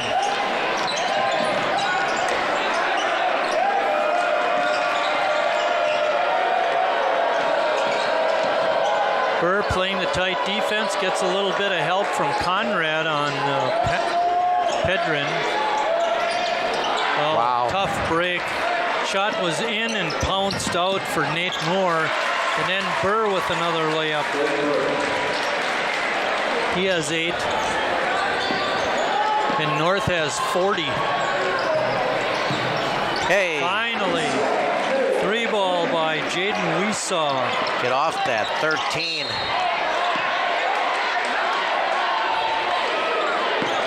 Got a foul underneath. Paul's going to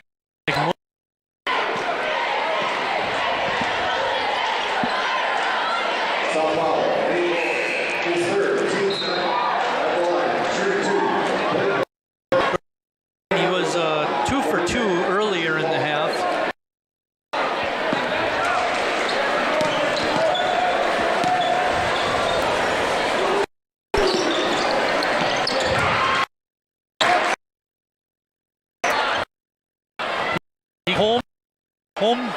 Home court bounce at the visitors. 10 points here in a. Oops. Yeah, see? So I don't say stuff.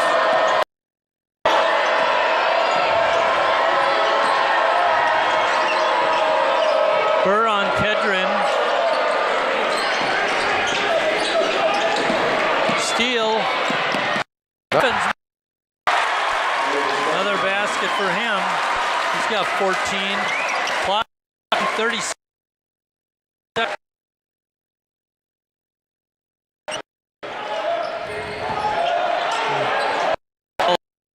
By Burr.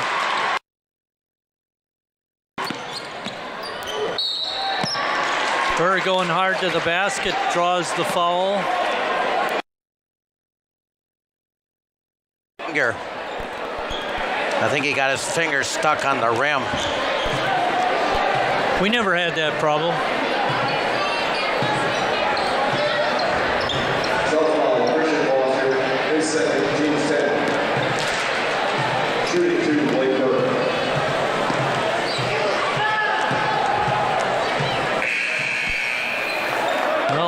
making 3 in a row. Blake has missed his last. A chance to break that streak.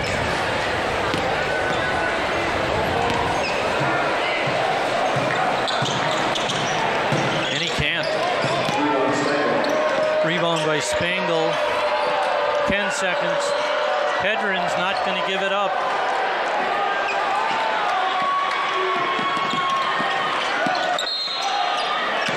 And we get a foul. If that goes on Nolan, that's going to be his 3rd. Oh my. I don't know about you, Chris, but it didn't seem like much of a foul.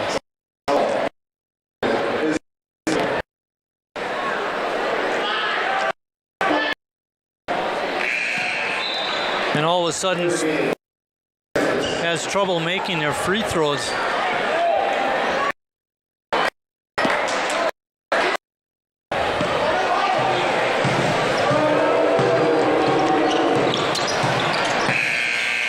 And that's the half.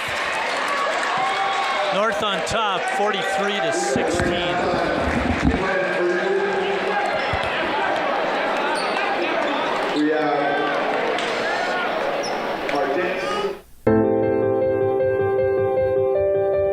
As a mom, I want my kids' lives to be filled with joy and possibility, and I want that for every kid.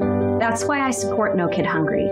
They work in schools and communities to make sure every kid gets the healthy meals they need. Please join me in supporting No Kid Hungry for all kids.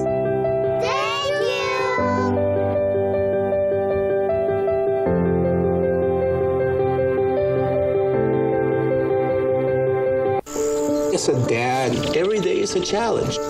To make sure that the time that I have, I spend with them. It doesn't matter how tired you are, you have to try to teach them. When they learn something new and you can just see in their faces, it's such an incredible moment. It's those moments that are my favorite.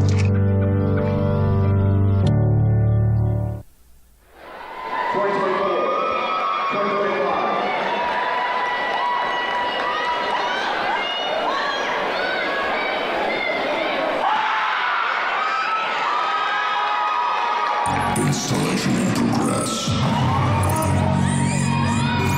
The process ended successfully.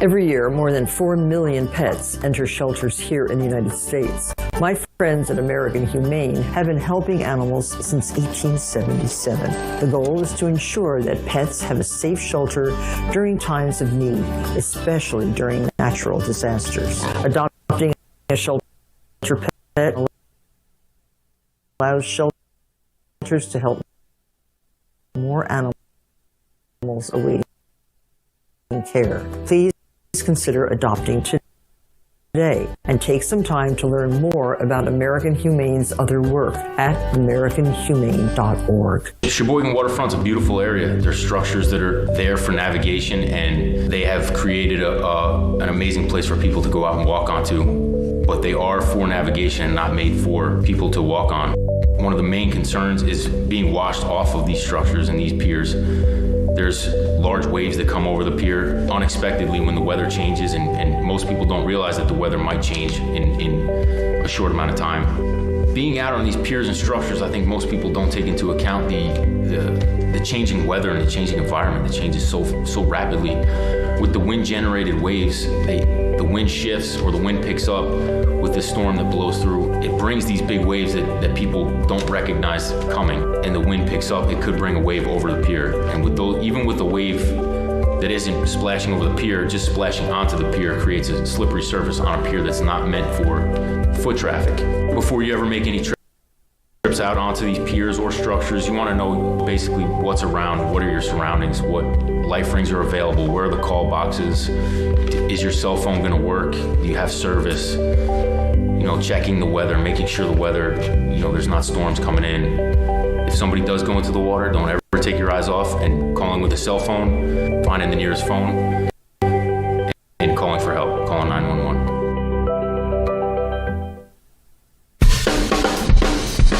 Hey, Wisconsin mountain bikers. Want great trails that you don't have to drive for hours to get to?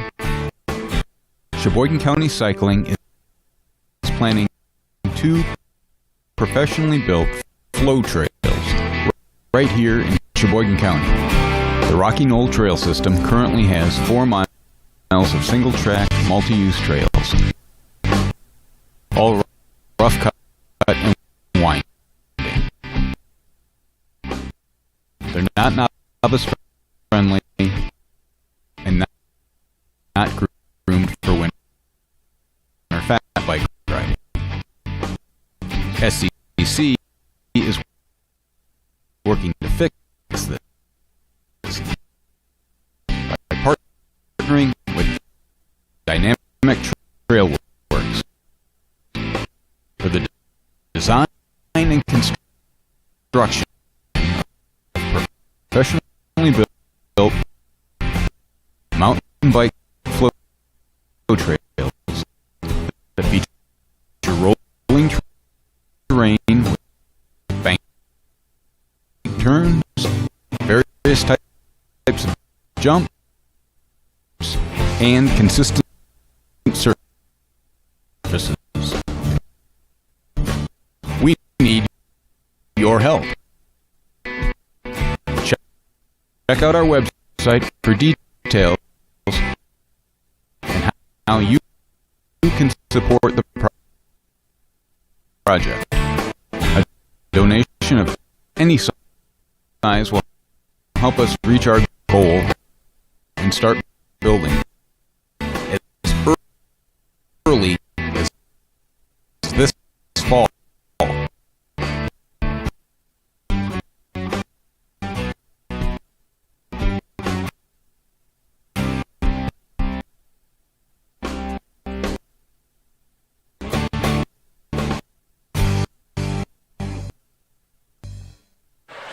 Back at South High School, getting ready to start the second half. North way on top, 43-16. Leading scorer for North, Logan Steffensmeyer with 14. Following him was Blake Burr with 9.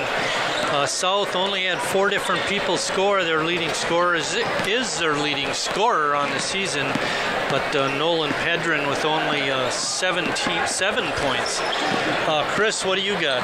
North, 40% shooting in the first half to South's 27%.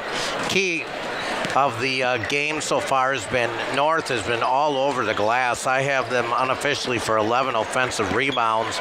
Steffensmeyer's 7 rebounds in the game himself. 16 turnovers for South. That doesn't help. You know, and North I had 35 shot attempts, but that doesn't even include the times that they were fouled, Marty, because that doesn't count as a shot attempt. Just a good half of basketball for Sheboygan North. We'll see what South can come up with this here in the second half, though. Interesting stat also, you talked about making your free throws at crucial times in the game. Obviously, there weren't too many crucial times in that half, but North is only 9 of 18 on their free throws. South didn't even attempt a free throw in the first half. Yeah. Just 3 offensive rebounds for South, too. Let's see what they can come up with a little pride here, playing on their home court.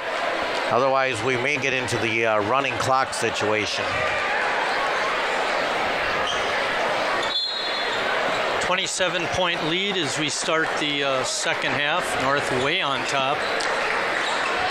Cale Buboltz, your leading scorer, has 1 out of the 43. That's pretty amazing. And turnover by Tempest. Steffensmeyer picking up full court on Spangle.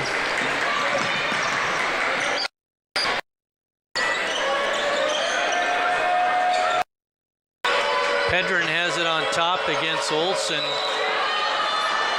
He gets called for the travel.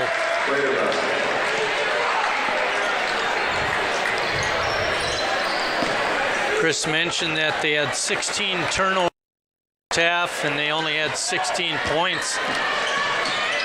Now they got 17 turnovers. North's three-point shooting has not been up to par. No, I have them 2 of 16 now, Mark.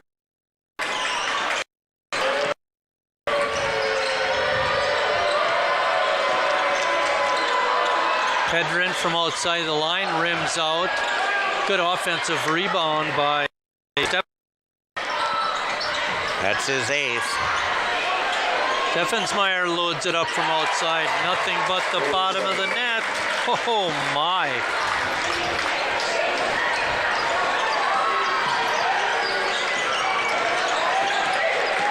Stephen Kroll can do it.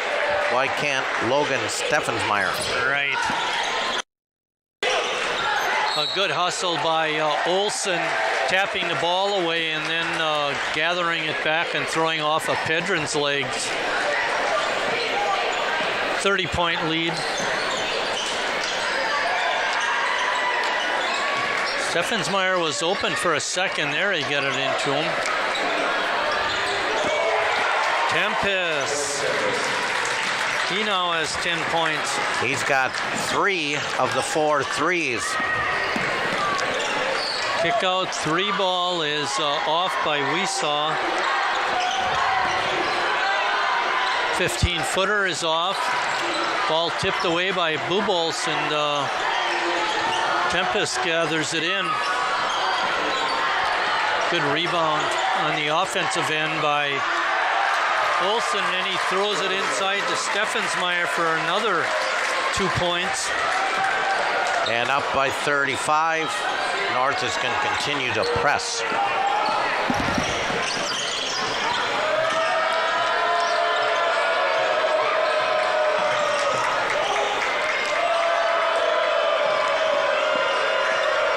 Olson guarding Pedrin. His fadeaway jumper from 10 is no good. Good feed inside. Burr with an easy 2.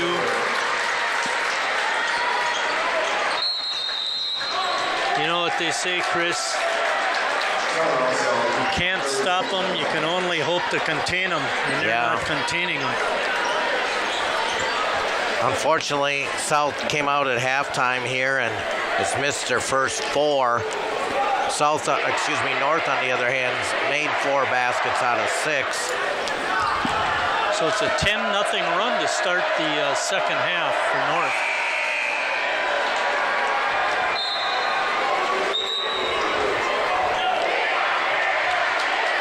We mentioned in the first half our next broadcast isn't until January 7th when Ashwaubenon comes to Sheboygan South. We look forward to bringing you that ball game, and it'll be a nice Christmas break for us, just like for all of you. And as long as we're talking about breaks, we want to wish you all a Merry Christmas and a Happy New Year. And if you're not Christian, Happy Holidays.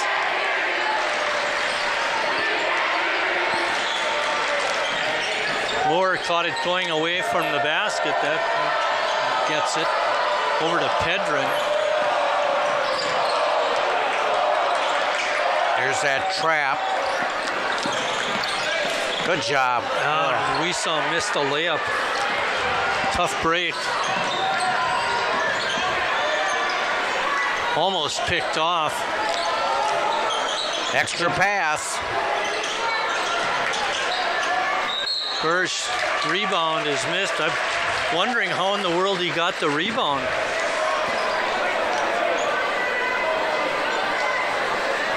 Seemed to be surrounded by Red Wing players, and yet he still got away with the rebound.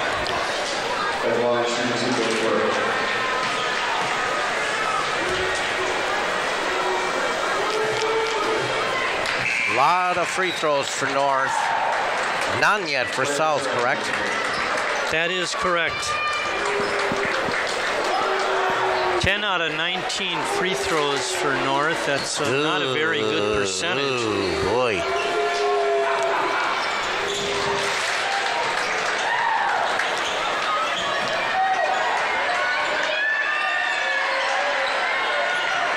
Pedron having a lot of trouble getting it in. Stolen away by North. Olsen puts it in. That'll officially start the running clock, Marty. Now, I believe once it starts, you can't get it off by closing the gap. Is that right? Correct. Buboltz right down Main Street, lays it up and in. They continue to press. Not a big fan of that, Marty. I know that's what they do, though, Marty. Yeah, I agree with you wholeheartedly. But that's what they do. I mean, they come out, and this is their defense, and it's... See, now the clock's stopping. It shouldn't be.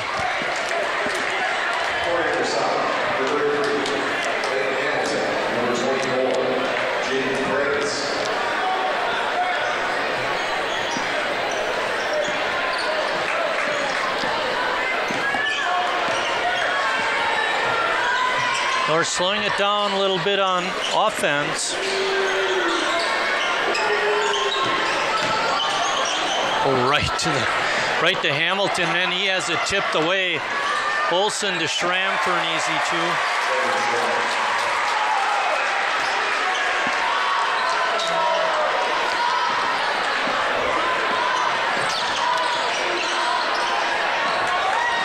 Stolen away by Olsen.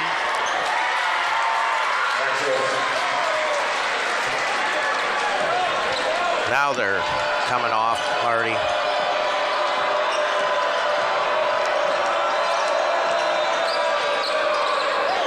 High pass is way out of bounds. Hey. Conrad coming in for Tempest. Maybe I don't know something, Marty, but I thought it was 40 points and the clock runs. The officials, if they were made aware of it, I'm sure they would do something about it.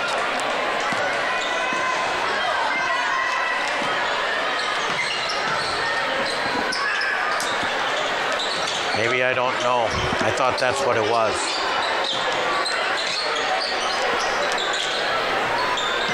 Good feed inside, and committing the foul was Spangle. That'll be his third. Aiden Dong coming in. Played a little bit in the first half. We haven't seen him in a long time. And Dong commits the foul.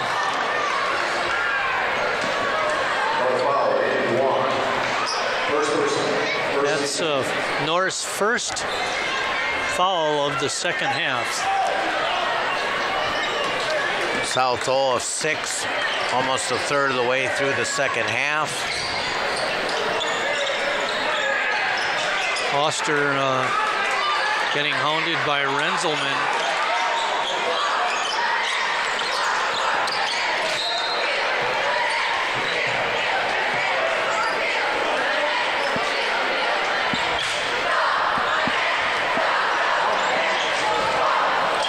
Leighton Hamilton gets it in.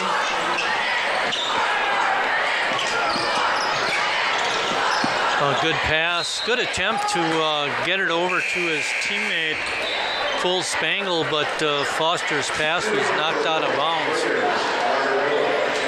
Olsen getting a well-deserved rest. Ryder Miller in for him.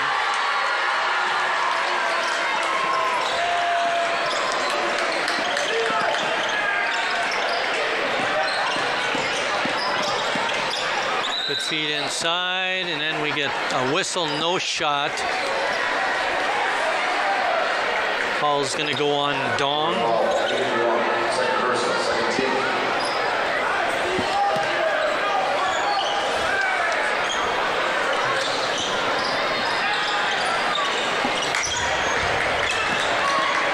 Hamilton kicks it out. Wide open shot is no good by WIAA. Shot inside by Spangle is no good.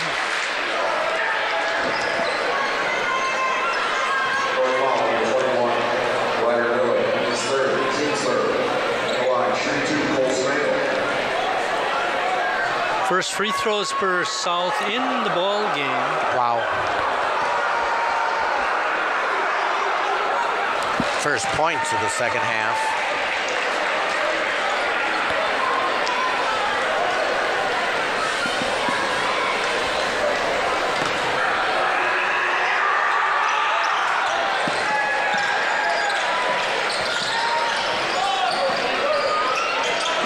Being hounded. Yeah, and I'm not a fan of that, Marty.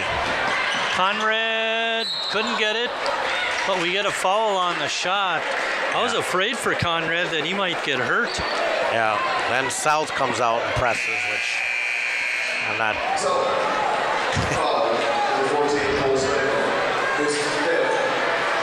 Wow. 45-point lead for North, and we still don't have a running clock. Something is askew. I don't know if they've changed the rules or.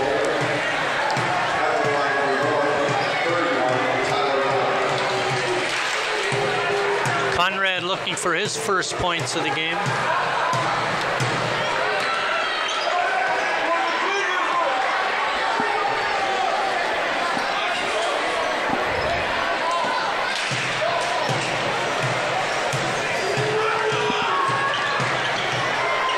Two misses.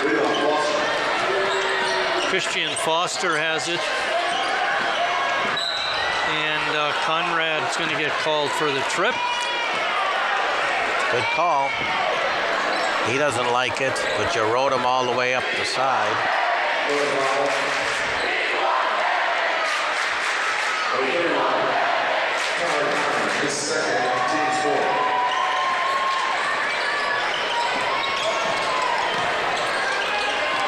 Ball off the face of Foster over to Conrad, Renzelman, and he lays it up and in. Oh boy. Yep, half court, good call. Got it.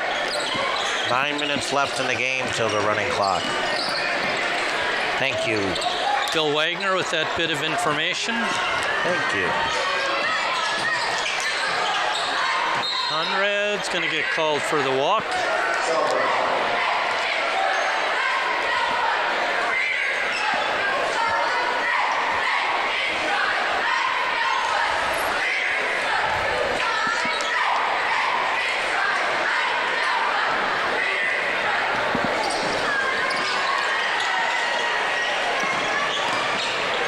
South still looking for their first basket of the second half. Ball goes off of Hamilton. Making his first appearance is Kingston Stewart, number 34.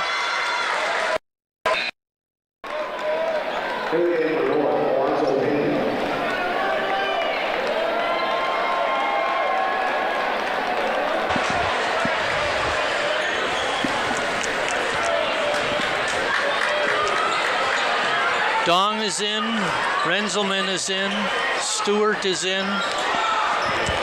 Also in is Alonzo Pena for North. A little behind the back pass.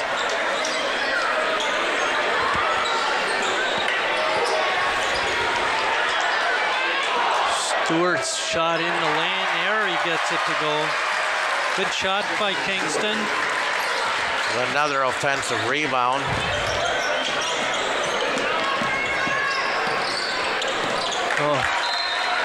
Miscommunication who that pass was going to, and another turnover by the Southsiders. Chris, I don't know if there's enough time for South to score enough points to catch up with the number of turnovers they have. Good feed inside, up and in by Stewart again. I have North missing just 3 baskets here in the second half. A nice drive, but not able to get it in was Pregratz. Long 3, good arching shot is good by Pena. And like Chris likes to say, another country heard from.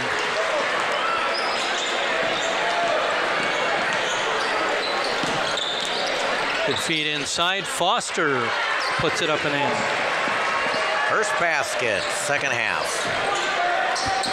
9 minutes in. Stewart has it, was able to get it back, and then we get a whistle. It was a basket, right? They didn't put it on the board. Oh, there it goes. No. Now they got it up there, 20. Lucas Nosek in the game.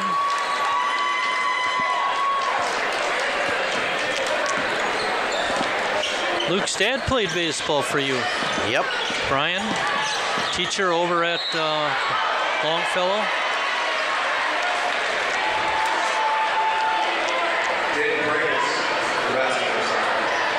Pregat's got the basket to go, and he gets fouled. He'll be shooting a free throw.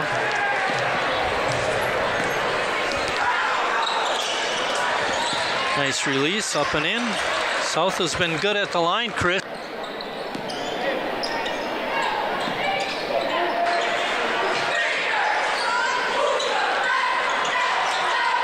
North working the perimeter. Dong's shot is off. Stewart with the rebound.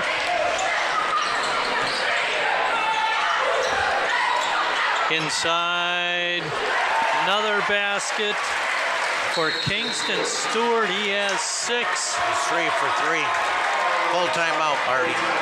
Full timeout. We'll take a timeout.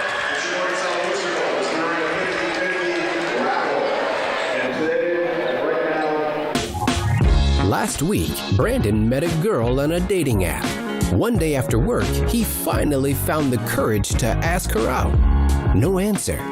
He started to panic. Was he being too pushy? Maybe it was too... Hey, sorry I didn't respond. I was driving. I would love to go on a date. How does tonight sound? Brandon tried to play it cool, but inside he knew. A girl so smart, so responsible. She must be a keeper.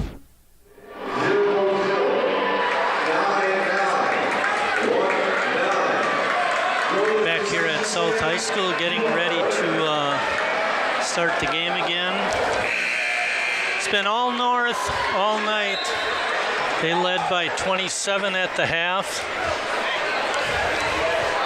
Perrion Palmer, number 33, is checking in for North, seeing his first action.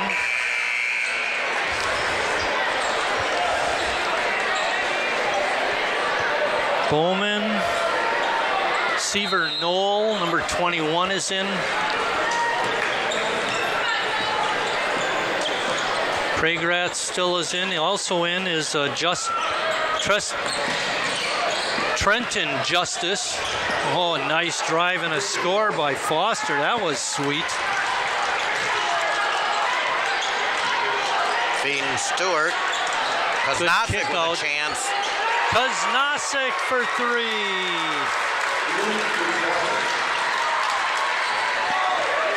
I think everybody has a basket that's played for North tonight. I don't know. Except for Perry and Palmer, who just came in. Yep. In the first half, I didn't mention this, but 8 different players scored for North in the first half. And let's see here. 1, 2, 3, 4, 5, 6, 7, 8, 9, 10. I think at least 10 have scored. Oh, yeah, more than that. 1, 2, 3, 4, 5, 6, 7, 8, 9, 10, 11, 12, 13. Really?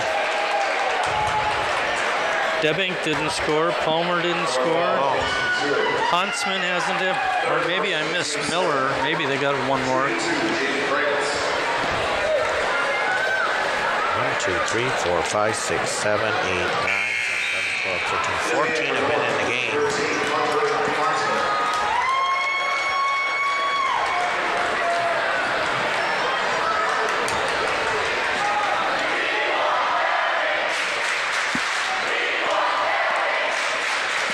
Jaden makes that second free throw.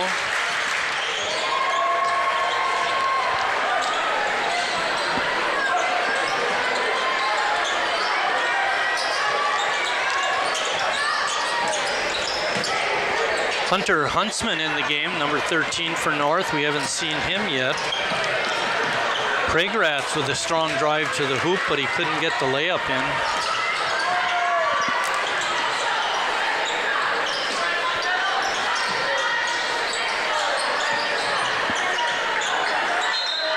Now, Stewart walked.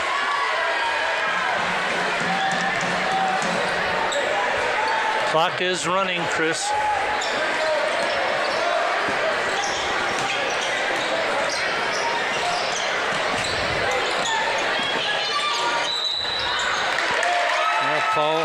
No foul. A travel is called on Praegratz.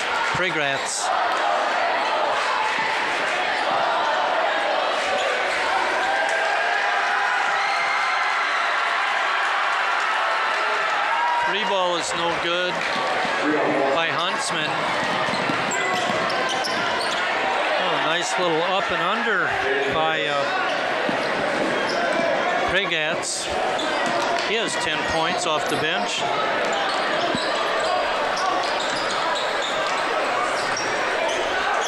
Under 5 minutes left in the ball game.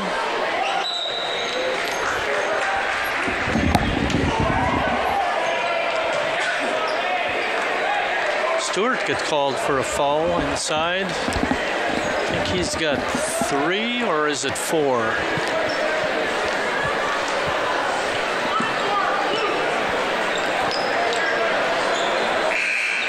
Yeah, that's Kingston's 4th foul. He's made the most of his time on the court, Chris. 6 points, 4 fouls. Checking in is Trenton Debink.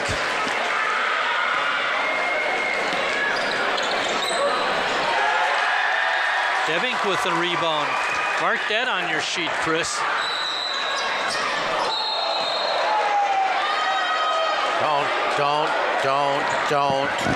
Don't call the technical.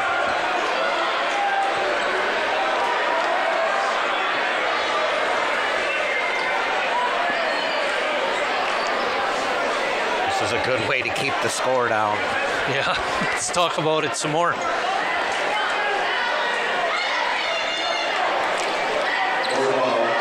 not going to call the technical there. Good decision.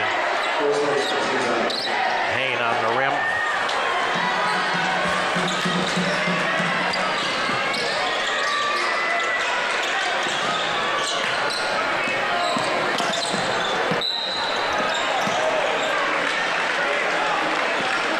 Foul called. South is going to get a couple of free throws by Bowman.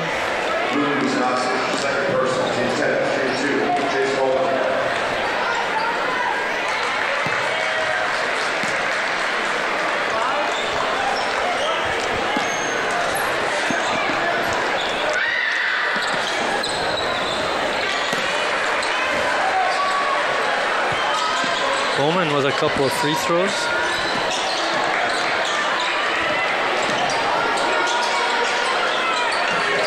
As Nosek loads it up from outside. Deving backs up, but good defense by South, not allowing him to get the three.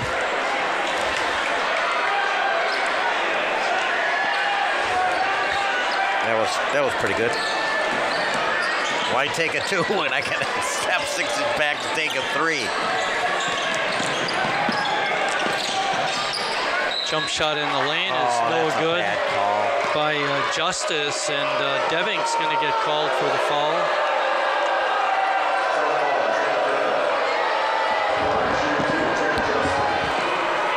Fouls are piling up.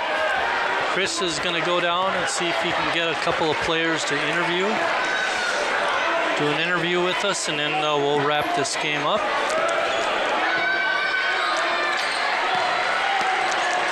In the first game this evening, North girls beat South 55-43 in a very entertaining game.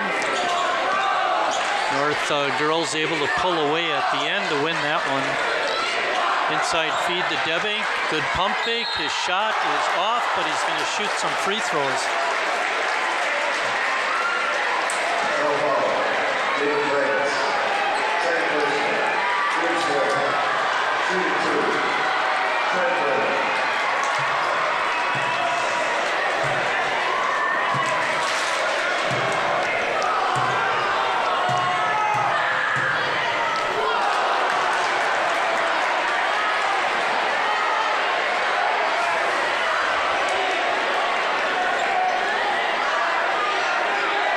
Rolling down to the 42nd mark, and then this game will be over. Couple of misses. Huntsman comes away with it, shoots a 3, it's off. Inside feed to Deving, no good. Tap up, rebound goes to South. 20 seconds left. Tap away, Palmer with a bust out, and he can't handle it. Loses it out of bounds, and I got a feeling that's going to be it. We're down to 10 seconds left in the game.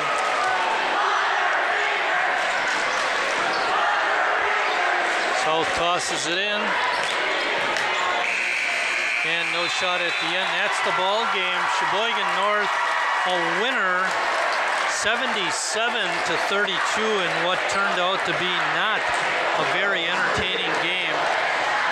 We're going to take a short break. When we come back, Chris and I will be down on the floor to interview a couple of players, and then we'll wrap this night up.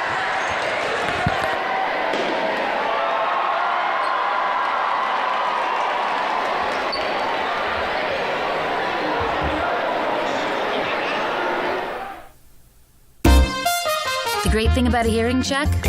No one makes you drink weird stuff, or drills your teeth, or dilates your eyes. It's just soothing me time in a quiet booth. Then bam, you can do the happy dance, because you're all done. Untreated hearing loss puts you at greater risk for depression and anxiety. So what's holding you back? Let's see a hearing professional and get those ears checked. And let's dance.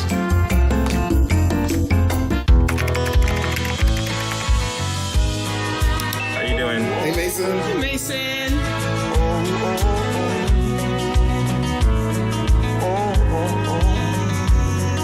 Thank you. A place to make my own, a place that I call home, this place that I call home. If I could be you, and you could be me for just 1 hour. If we could find a way to get inside each other's minds. Walk a mile in my shoes. Walk a mile in my shoes. Well, before you abuse, criticize, and accuse, walk a mile in my shoes. You crank it and the beat just moves you right down the hallway. Why not? It doesn't hurt anyone, but listening too long and too loud can actually hurt your hearing. Excessive volume in earbuds, stadiums, and at concerts, even loud machinery, can damage hearing in just 15 minutes. 1 in 5 people 12 years and older now has some kind of hearing loss. So see a hearing professional and let's get those ears checked and boogie on. Back here at South High School with Logan Steffensmeyer and Cale Bubos. We'll start off with you, Logan. Great game inside for you. What was the plan coming in? I mean, that was pretty much the plan. Take it inside, use the size advantage we had. That was the biggest game plan right there against their 1-3-1. Is play outside in and then inside out after that. All right. Hey, tough loss the other day. How was practice Wednesday? I mean, how did you guys respond? I mean, were you guys down in the dumps, or you came back like, hey, it was just a loss? What do you think? Definitely bounced back hard, bounced back good. We brought a lot of energy, practice this week. We had to get back in the win column, so that's what we did. We know we had to came out here. We knew we were the better team, had to take care of business. That's what we did. Yeah, and I, it's tough after a loss like that and things like that. As usual, the focus this year, as always with coaches, teams, is defense. I mean, even in the loss, you guys play awesome defense. Something you must just strive on all year. Oh yeah, coach loves it when we're flying around, busting our tails off. You're putting the press on them, make them dribble all the way up and down the court. A lot of teams don't have guards that can do that. So I mean, he just loves it when we're running around. And we like getting after it for him. So yeah, I agree. Go ahead, Marty. You had a tough assignment last Tuesday. Big guy in the middle. Tonight, not quite so much. It opened things up for you, like you mentioned earlier. What was the talk at halftime coming out with the big lead? Just keep it on them. Don't stop. Keep going. Clean a couple things up. See if we can hit some goals for deflections and turnovers. And I'm not sure if we hit them yet, but I'm going to say we probably did. You ever get coached by your old man? A little bit when I was younger. I remember those days. 4th, 5th grade, he was the assistant. It was always nice having a parent there, but he always made sure I was on focus, doing what I was supposed to be doing. All right, good. Chris? You guys have a lot of depth on this ball club, a lot of upperclassmen. That must benefit for the whole season. Yeah, 9 seniors really helps. We got a lot of experience on the team returning, so that really helps us in big games like this. We're used to playing in front of crowds like this, so it's just another game in our minds. Yeah, and going forward, goals, things for the rest of the year. I know you guys play next week right away again. Yeah, we got a game after Christmas. We're playing up in Concordia, so yeah, nice. That's congratulations on that, by the way. But go ahead, yeah. Just making sure we get those 2 on the road at Concordia, then coming back home, getting some wins, finish up conference play nice, and keep the train rolling. Yeah, and that'll be good competition for you as well. Marty, finish up. Yep, good guys. Great game tonight. On the win. My senior year against South, we set a record for point spread. It's like 32 points. You guys beat that tonight. With that, again, on the girls' side, Sheboygan North won 55-43. Here in this second game, the boys won 77-32. And with the 2 wins tonight, North had a clean sweep on the Saturday games that were played. Our next game is going to be January 7th. We'll be right back here at South High School. But until then, Merry Christmas and Happy New Year. And for the crew and my partner, Chris Wright, thanks for watching, everybody, and we'll see you down the road.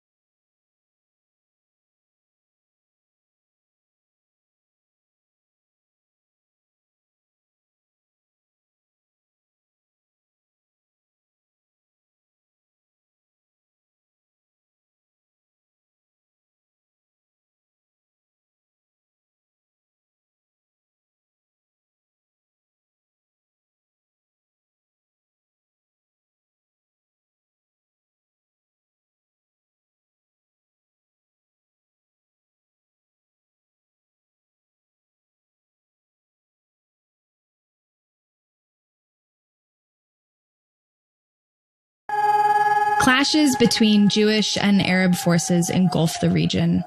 Nightly raids and counter-raids ended in bloodshed and freshly dug graves. Many Batiris feared for their lives and fled. This created a vicious cycle. With every family that left, fewer remained to defend Batir, and the more vulnerable the village became, the more families took off. Batir was almost empty, and Hassan Mustafa, a local journalist and poet, knew he had to do something. So he gathered the remaining men in the village, and together they hatched a plan. They created the appearance that there was life inside the village. That's Hassan's daughter, Nadia. For instance, in the morning, they'd hang laundry out to dry, and they'd place mannequins wearing keffiyehs in the windows of the homes so that it would look like they were armed men in the houses. At night, Hassan and his men would light large bonfires and place lamps in the windows of all the empty homes. All this was done in order to give the impression that Batir wasn't occupied by the army and that all the villagers were still there. It was Hassan's wily way of saying, "We're here, we're armed, don't mess with us." And amazingly, the Israeli paramilitary forces left the seemingly bustling village alone. When the fighting subsided, Hassan Mustafa was hailed as a hero. But his next mission proved to be even harder than saving Batir from war. Now he would have to save it from peace. See, in 1949, when Jordanians and Israelis signed the armistice agreements, they drew the border in green pencil on a map. And that green line? It spliced Batir in two. Most of the village would be in Jordan, but a large chunk of it, farmland, terraces, a school, and a number of houses, would be in Israel. And that seemed untenable. So when Hassan Mustafa heard that a delegation of Israeli and Jordanian officials was on its way to inspect the new border, he decided to take action. Eliak Awana, also known as Abu Anan, was there that day. I had just finished second grade, and I think my memory of those days as an 8-year-old is better than my memory now as an 80-year-old. Abu Anan stood with the other villagers. He watched, terrified, as the scene unfolded. There were about 100 of us present that day. Hassan Mustafa was the symbol of courage. He walked down the hill by himself. We were all sure he was going to get shot. He reached the train station and waited for the Israeli jeeps to arrive. Then he insisted on speaking to whomever was in charge. And that man was... What happened next has long since entered the realm of local mythology. There are like 50 different versions of this story. But in my favorite one, Hassan marched right up to the one-eyed general and said, "Before you shoot me, let's have a cigarette." Dayan must have agreed and, maybe following a smoke, told his men to pull out a map of the region. Hassan Mustafa told them, "You can keep your map in your pocket. The people of Mecca know Mecca better than anyone else." So they all had coffee, and then Hassan said, "Follow me." Hassan walked with Dayan and showed him the exact borders of Batir's land. Eventually, the two struck a deal. The people of Batir would continue to own and cultivate all their land on the Israeli side, and in exchange, they would protect the railway from any harm. Hassan Mustafa had saved Batir a second time. And for many years, that's how it stayed. Hassan died in 1961. 6 years later, following the Six-Day War, Batiris would go from living under Jordanian rule to being under Israeli occupation. But even that didn't drastically shift day-to-day farming in the village. The spring water continued to flow into the reservoir, and from there into the canals, and from there into the terraces. The farmers continued to work their 8-day weeks, warn their kids not to eat hot chili peppers, and live their lives. Then, the start of the second millennium brought with it a second intifada.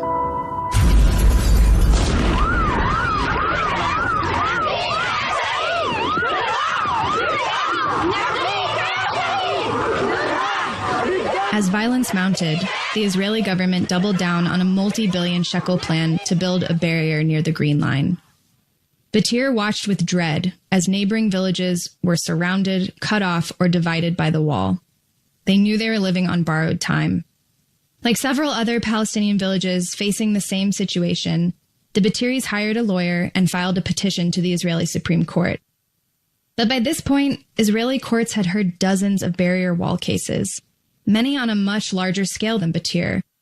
Here's Michael Sfard, one of the lawyers on the case. A court that is used to deal with thousands of dunams that are being taken is less sensitive to relatively smaller amounts of land. As you can tell, he wasn't too optimistic about Batir's chances. They had a very, very weak case. The Batiris we've already seen are a resourceful bunch. But this time around, a friendly cigarette and a cup of black coffee weren't going to cut it. So the people in the village and neighboring friends started to brainstorm ideas. They launched a social media campaign and teamed up with Israeli activists to organize an awareness concert.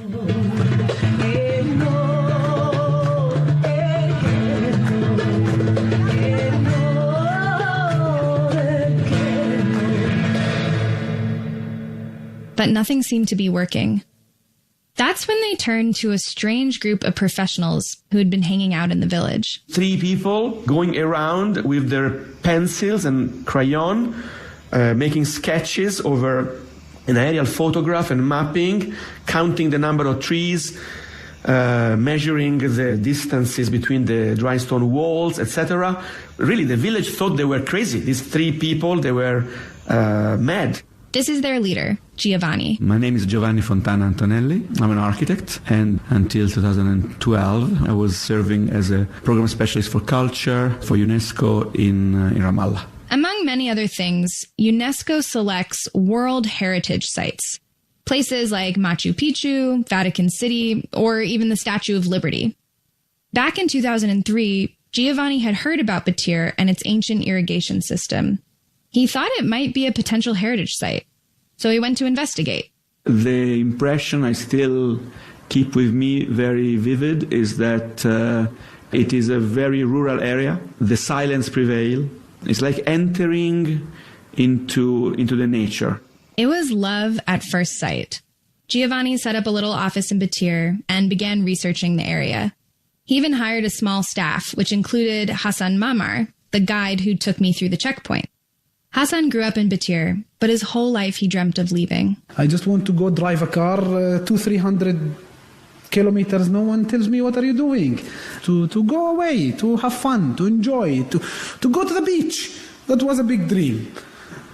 So we always used to go to the Dead Sea. But come on, guys, this is not a sea. This is a floating sea. We need a real sea.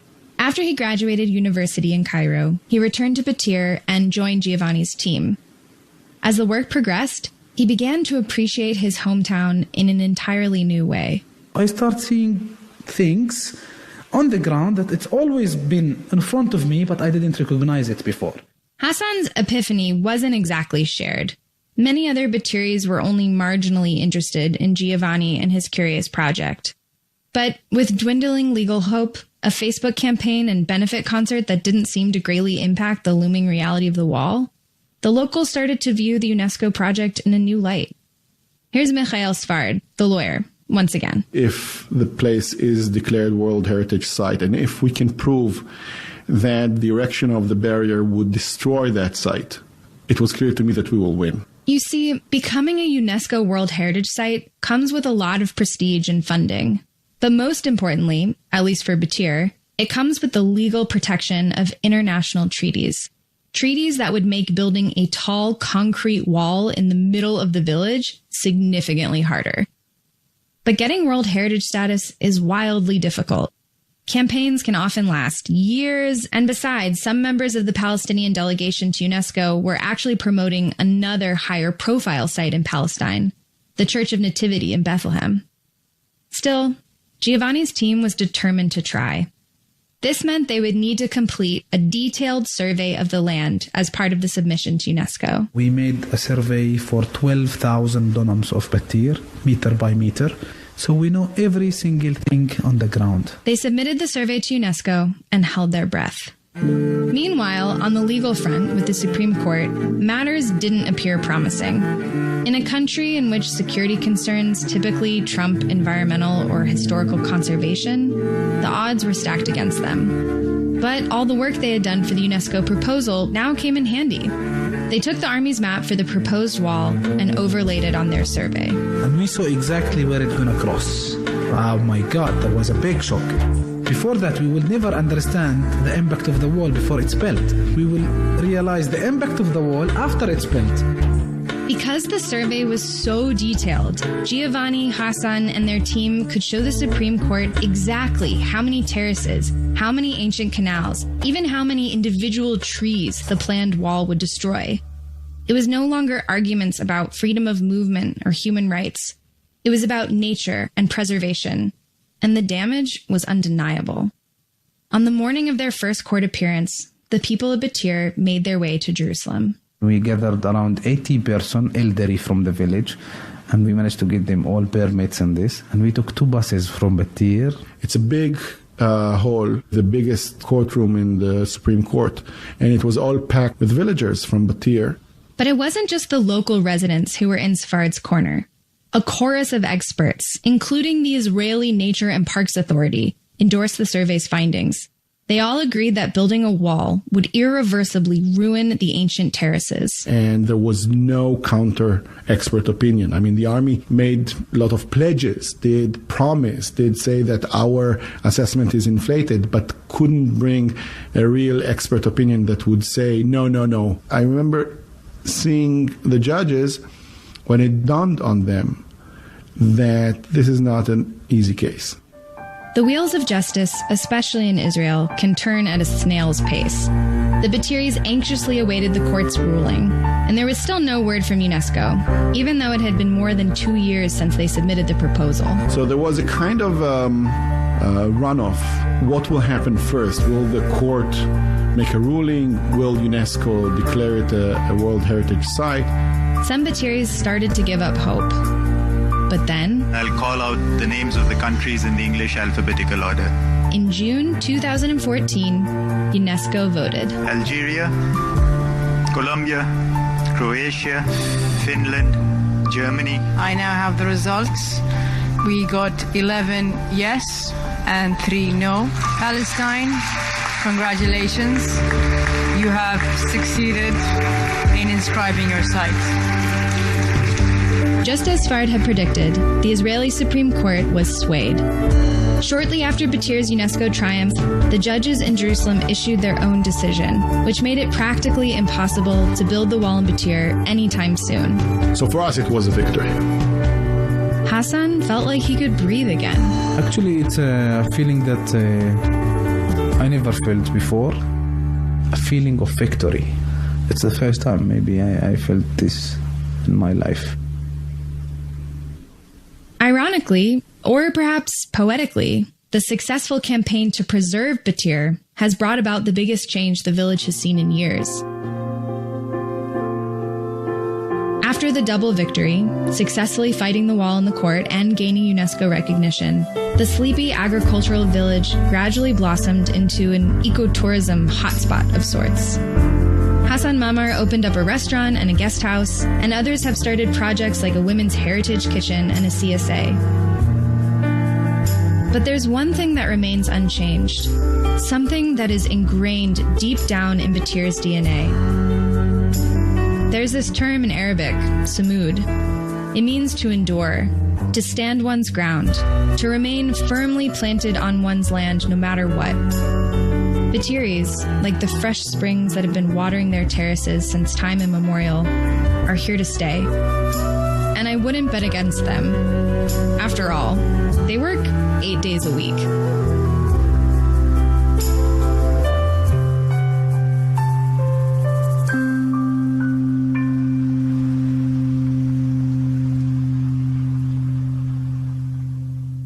You've been listening to an episode of Israel Story. Hear more at israelstory.org.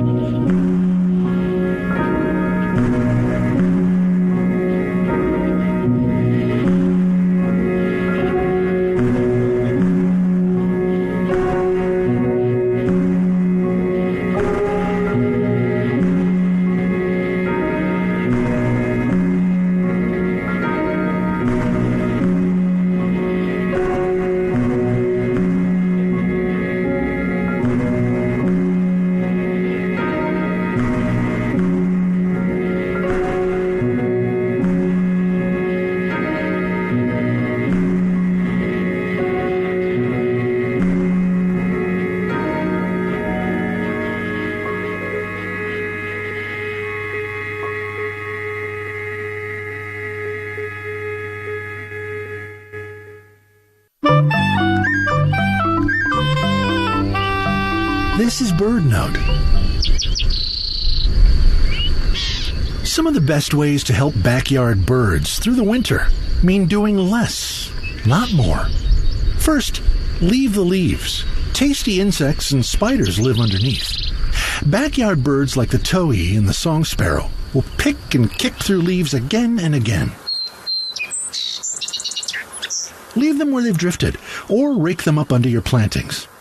Second, don't deadhead the plants in your garden. Birds like pine siskins and goldfinches love to snack on dead flower heads all winter long. Number 3, build an insect hotel. Okay, there's some work involved in this one, but it's a cool project for kids and adults to do together. Make a structure out of natural objects and found items to create little hidey holes for insects. Some of these cozy hotel guests will become food for wrens and other birds. It's also a great way to repurpose old bricks and flower pots and bits of wood while creating your own sculpture. So, park the rake in the shed, and the clippers too. The birds will thank you. Support for BirdNote comes from Songbird Coffee, offering bird-friendly, organic, shade-grown coffee for holiday giving. More at birdnote.org/songbird.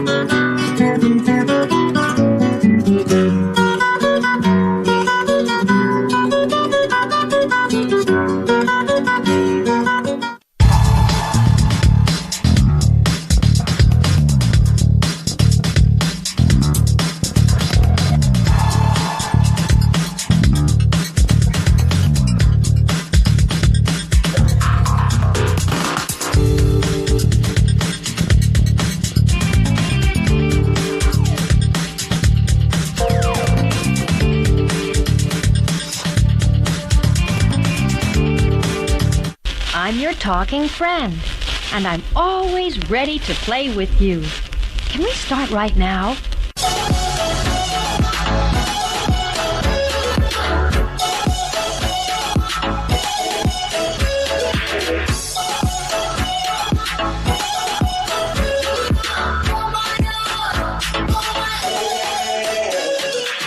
Tell me what you really. This is PRX Remix. A fresh new WPR is here. We've made some changes to our stations and schedules. Find details, including answers to your questions, at wpr.org/new. Support for Wisconsin Public Radio comes from many local theater and music groups. Giving the gift of tickets to live performances can create lasting memories, while funding artists and creators and supporting venues in the local economy. Wisconsin Public Radio stays connected with the whole state, thanks to its network of 8 bureaus. With reporters on the ground across Wisconsin, WPR provides a news service that connects with the issues that matter to your life. Stay in touch with WPR.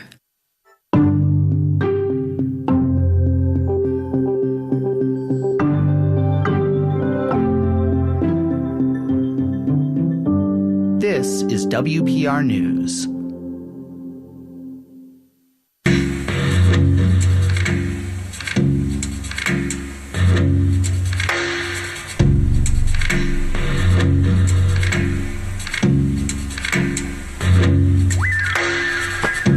You're listening to PRX Remix.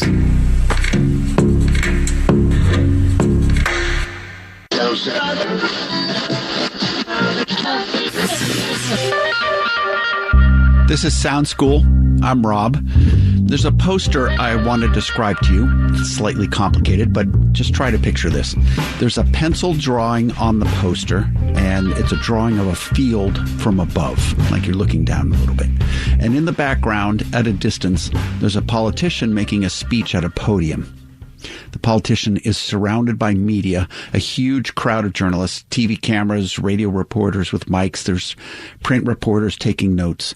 And in the foreground, away from all the hubbub, there's a dude mowing a lawn. No scrum of reporters, but there is one other person there, and that person's got a microphone and a camera, and he's wearing a T-shirt. And the T-shirt says, SALT. And at the bottom of the poster, it reads, SALT, the magazine about the really important people of Maine. Many, many, many years ago, this was a recruiting poster for the SALT Institute for Documentary Studies. It's a journalism school in Portland, Maine, that offered courses in documentary writing and photography. SALT, at the time, also published a beautiful, glossy magazine featuring student work that was widely read in Maine. SALT is still around, but the writing and photography tracks are no longer. Instead, SALT offers courses in radio and podcasting, as well as short filmmaking. But that poster, even though it's decades old, it simply inaccurately depicts the mission and philosophy of SALT. Students immerse themselves in the field, sometimes for weeks, to tell true stories about the lives of people in Maine. Yeah, I have that poster in my office. This is Isaac Kestenbaum. Isaac is the director of SALT. I love that poster and I love that sentiment, and I think it's like seeking out someone or a story that might not otherwise get attention. The radio program at SALT has quite a few well-known alums. Phoebe Judge is one. She's the host of Criminal. Zoe Chase, who reports for This American Life. There's Greg Warner of Rough Translation, and Erica Lance, who reported and hosted The Turning. Selena Simmons-Duffin and Emily Kwong, who are two reporters at NPR. And those are just a handful of the SALT grads who are regularly on mic. There are dozens of others, and many dozens more working behind the scenes as reporters and producers and editors all over the place. I've used the metaphor before of SALT as like a gravity assist, you know? So like if you're going to shoot a rocket really far, the technique is to have it orbit up like a moon or a planet first and then shoot off from that planet. It's like use that planet's gravitational pull to make the rocket go even further. So sometimes I'm like, SALT is like your gravitational assist. You're already going somewhere and SALT has just like accelerated it and sent you off in that direction. The reason I'm talking to Isaac today on Sound School is because this small but mighty school turns 50 this year, 50 years old. It's hard to believe given SALT's unorthodox beginning, the many, many changes to its curriculum over the years, and some bumps in the road financially. In fact, SALT even closed its doors for a time a few years ago. And yet, despite all the transformations and turbulence, including major shifts in the way stories are reported and told in the media over the last few years, despite all that, SALT is still kicking and has remained true to the values expressed in that poster. Here's an example. Isaac pointed me to this story. It's called Problem Child, and it was produced by Tina Mullen, who was a SALT radio student from the spring of 2022. The main character in the story is Max. He's a 16-year-old lobsterman and high school student, and he lives over 3 hours from Portland in a very rural part of the coast. Tina spent a good deal of time with Max at his school, where he's enrolled in an alternative education program called Pathways. We're joining the story about two-thirds of the way through. Just before lunch, Miss Walsh pulls Max and his friend Braden into an adjoining classroom for a quick lesson on Newton's second law of motion. Let's think about this, Max. You're on a lobster boat. You're pulling by hand. Everything's broken. That's what you're doing. So in the trap, you have, I'm making this up, 50 pounds of lobsters. Gee. So Students in Pathways get the same diploma as everyone else. They just do it in a more creative way, with project-based learning, dual enrollment college courses, and work credit. If you can't make a connection between what you're teaching them and the purpose of it, then at least for these students, there is no reason to do it. After going from world history, chemistry, algebra, and architecture, pretty much none of those helped me, and then I come here and I get a financial empowerment class, a business class, I have an entrepreneurship class. Max's new coursework doesn't leave out math, science, English, and history. It just reframes it in ways that give school value to his life. The more I talk to him, the less surprising it becomes that just a few months ago, he was consistently choosing work over school. I got to make money before I can go do other stuff, so I was like, well, realistically, if I can't go to school, I'll just go to work. I gotta work first. It's just the way it is. Yeah, why do you think that's the way it is? Well, I mean, I gotta help some of my bills being paid, you know what I mean? Like with my mom, I don't have to, but I do, if that makes sense. Yeah. Pretty much just gonna help out the family. Max's first lobstering job was working as a sternman on his father's boat when he was 12. And a couple of years later, he had a realization. I was about 14, and it was my sophomore year, and I was just hauling on the boat one day, and I'm looking out at the water, and I just think to myself, I go, this is what I'm going to be doing the rest of my life. I might as well make it worth it. Be a captain or something, you know what I mean? Like, I just realized, like, realistically, we're on the boat right now. What else are we going to be doing in 50 years? Nothing. Just going to be lobster fishermen. So it's pretty much all that it amounts to, really. The way Max talks, so single-minded about his future at such a young age, makes it clear just how few options there are for work in this region. There's nothing. You're pretty much a lobster fisherman or broke. Kind of sucks, honestly. I mean, you could be a carpenter or something like that, but, I mean, you make a little bit more, but you don't make as much as lobster fishing. While it seems like Max is being pushed into lobster fishing by circumstance, he's still an ambitious kid. He wants to be a captain, own his own boat, be his own boss. And it looks like all of those things are on track to happen. So I asked him, why go for the high school diploma at all? First off, I don't want to be dumber than a sack of rocks. Second off, you need it to have a lobster license. Without that, you can't have it. So, realistically, if I don't have my lobster license, I can't be a captain. I could have been a sternman my whole life, but that, by the time I'm 40, I'd have a broken back and wouldn't be able to work. So, realistically, a high school diploma is something needed in a lobster fisherman's life. Max uses the word realistically a lot. It's like this adult costume he puts on when talking about his future. Realistically, I just want my kids, when I have kids and everything, when I die, I want them to have as much money as they could have, and I just want them to be set. At the heart of the Pathways philosophy is treating kids. Because SALT requires students to be immersed in the field and to spend, as much time as possible with the characters, as opposed to doing a hit-and-run interview. When he just sort of, looks at Tina and the microphone and just says, yeah, this is my situation. It was a taste of honesty from a young person that you just don't hear that often. I think he's a great character with a great voice, and talk about voices that are not normally heard, and I think you don't hear these voices too much, even here in the state, on the radio, and it's great to hear that. And then I think he's hilarious. The piece opens with him in the school bathroom watching Punisher, the movie Punisher, on his phone. Oh yeah, I remember. I was sitting in the toilet, not even doing nothing, just playing on my phone and watching The Punisher on Netflix or something. And Mr. Doobie comes in and goes, "Max, is that you?" And I go, "Nope." And I act I try to hide my voice because I have a very distinctive voice. And he walks out. I should have, in hindsight, obviously, if I didn't want to get caught, I should have went to the other bathroom, but I stayed in that bathroom and kept watching The Punisher. And he come back in and he goes, "Max, I know it's you, get out here." And I go, "No, it's not me, bud." And then I just pretty much was like, "Obviously you caught me, I'm coming in." It also is about something really serious at the same time, which is what are the prospects for young people, in this part of the state, and how does school fit into that? And I also think that it goes back to the trust that Tina built, the reporter that Tina built with Max, that he would feel comfortable telling all this to her. I think it's something that is a very, very SALT thing to do, which is to spend the time to get to, build trust with this person. I taught documentary radio at SALT for 11 years, from 2000 to 2011.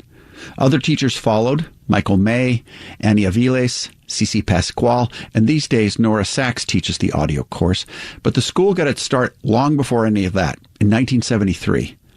A little bit of context might be helpful. In the early 1970s, the Back to the Land movement was in full swing. So was an interest in rural folkways, cultural preservation, and oral histories. A leading voice in that movement was Foxfire. They're an outfit in rural Georgia named for a fungus in that region that glows in the dark. Foxfire ran, and still runs, a museum and heritage center.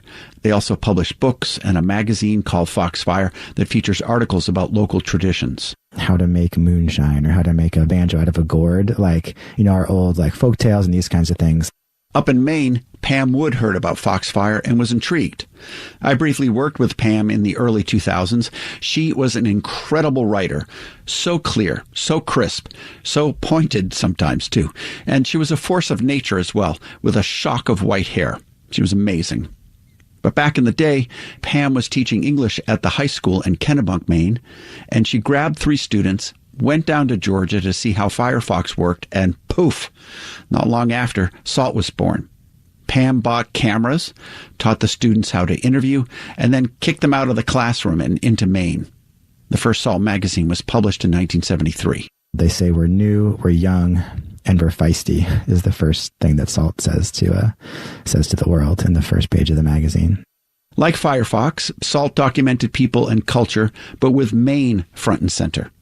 Isaac rattled off some of the topics covered in the first magazine. Harvesting sea moss, interview with an 80-year-old farmer, Reed Chapman, how to knit a lobster trap head, a story about a guy who survived a storm at sea in 1933, a woman who is really good at clamming and can get 9 barrels a day of clams. Of course, there's an obvious question. Why SALT? Well, the students voted for the name.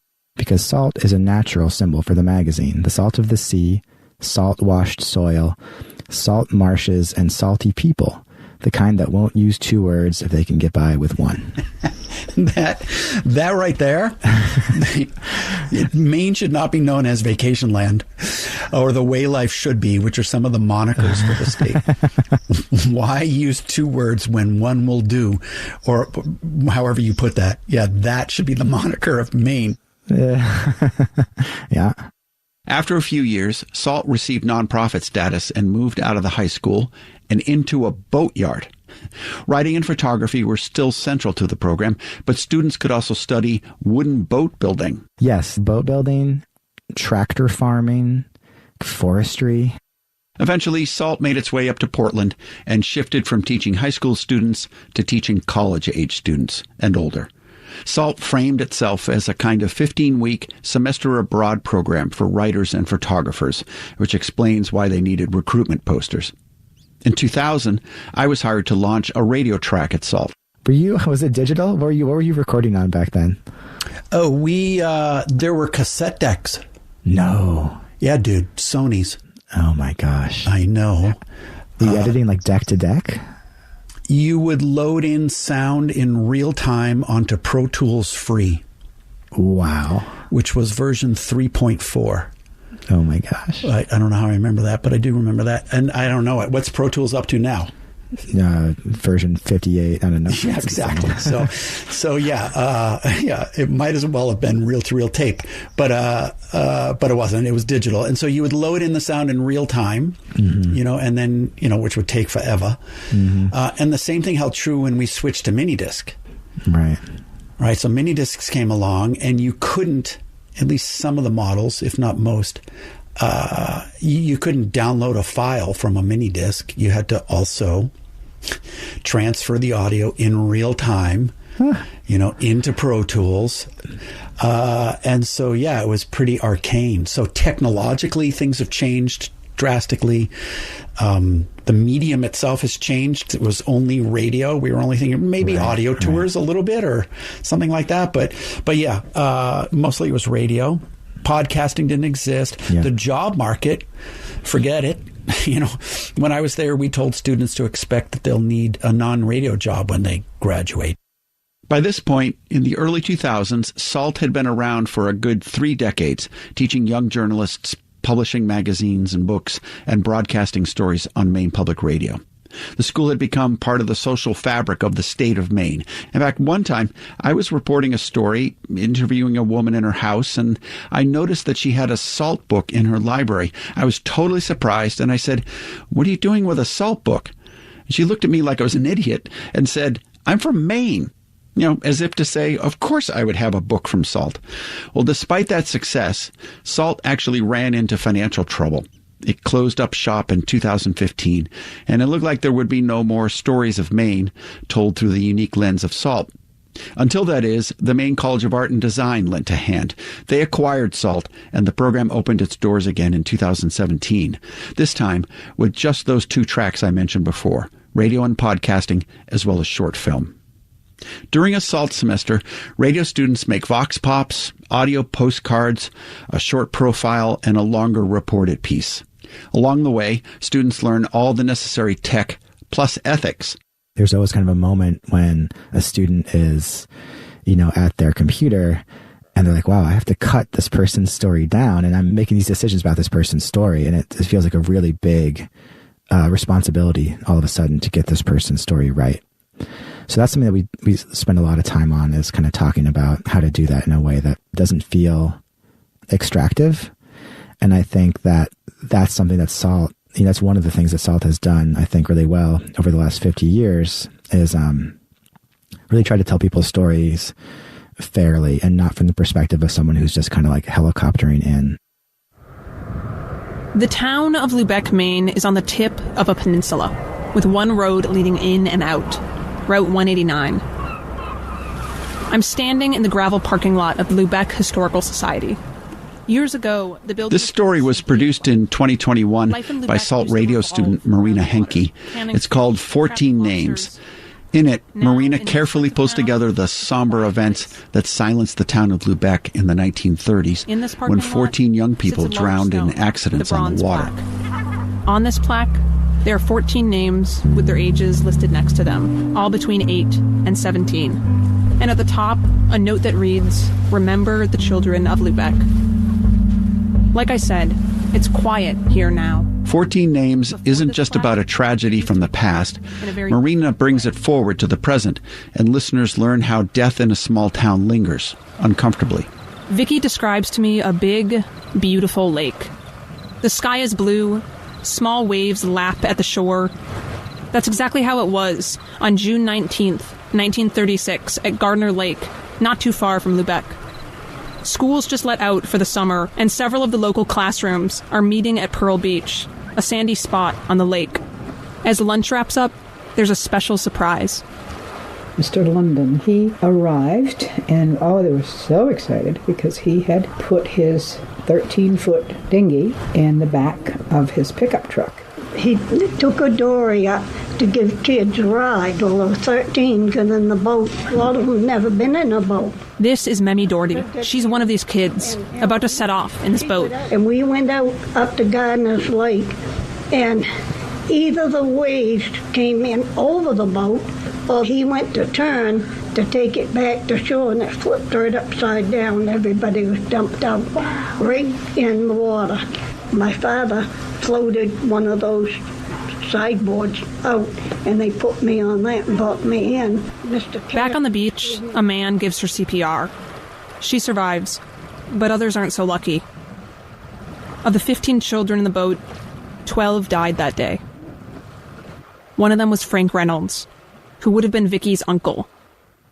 The funeral was 2 days later. It's said that more than 2,000 people showed up. But somehow, that wasn't even the end of it.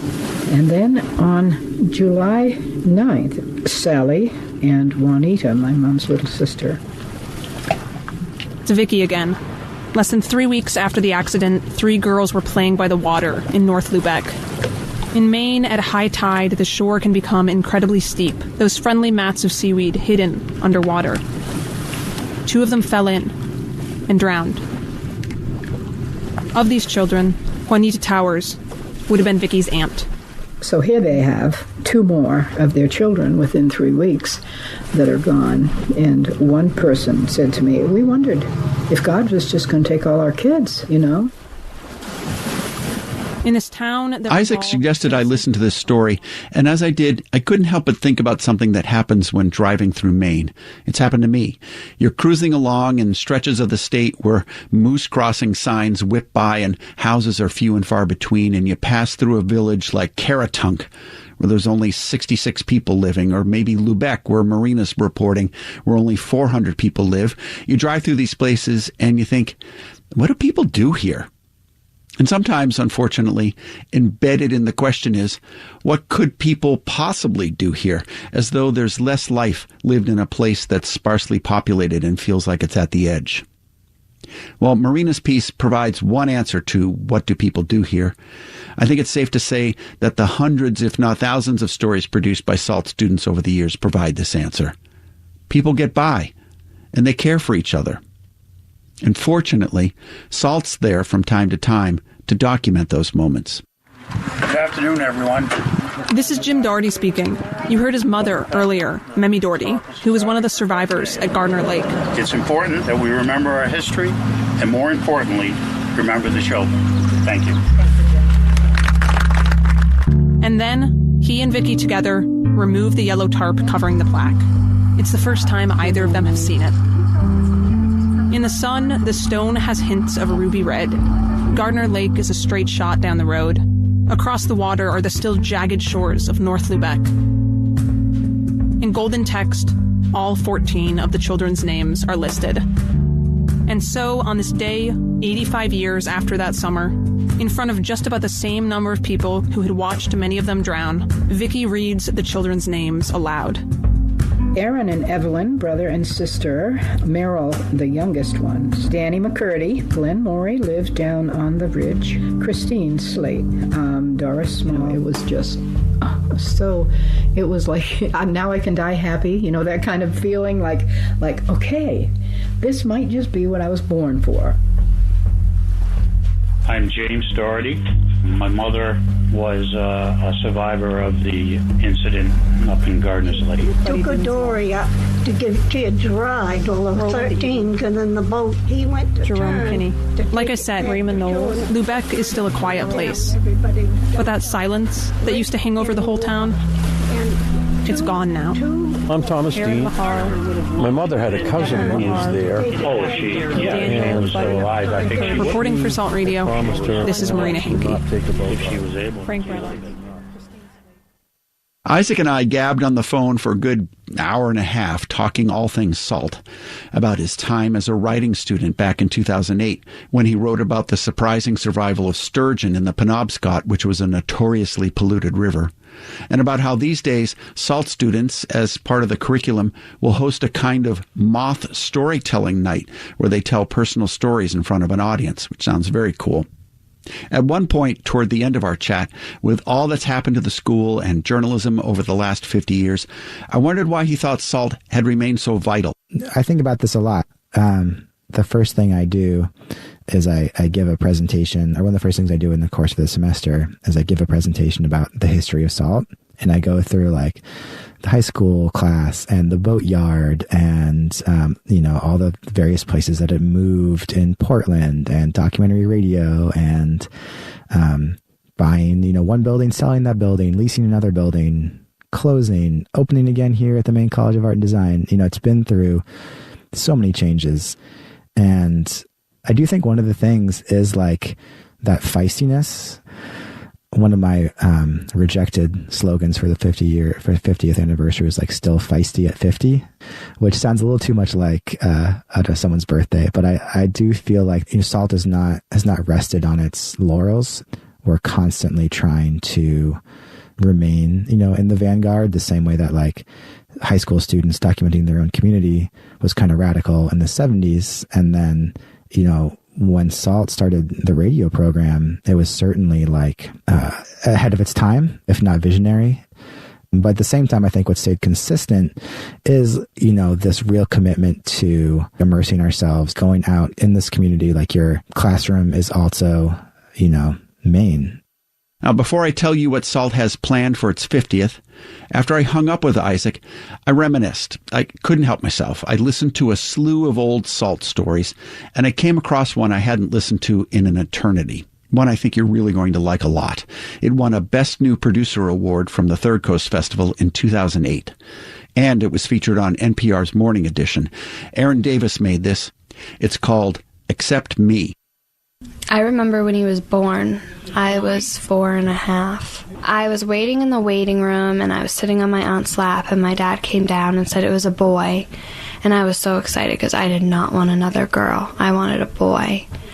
And then about 2 weeks later, we had to share a room even when he was that little, and I decided that he needed to go back where he came from because as a baby, he never, ever stopped screaming. I didn't understand why he was screaming, and then when we found out that he had a mental disability, I didn't understand. My name is Marissa Skillings. I am 15 years old. My brother's name is Andrew. He's 11, and he has autism. I don't hate my brother. I'd kill for him. But I could kill him, too.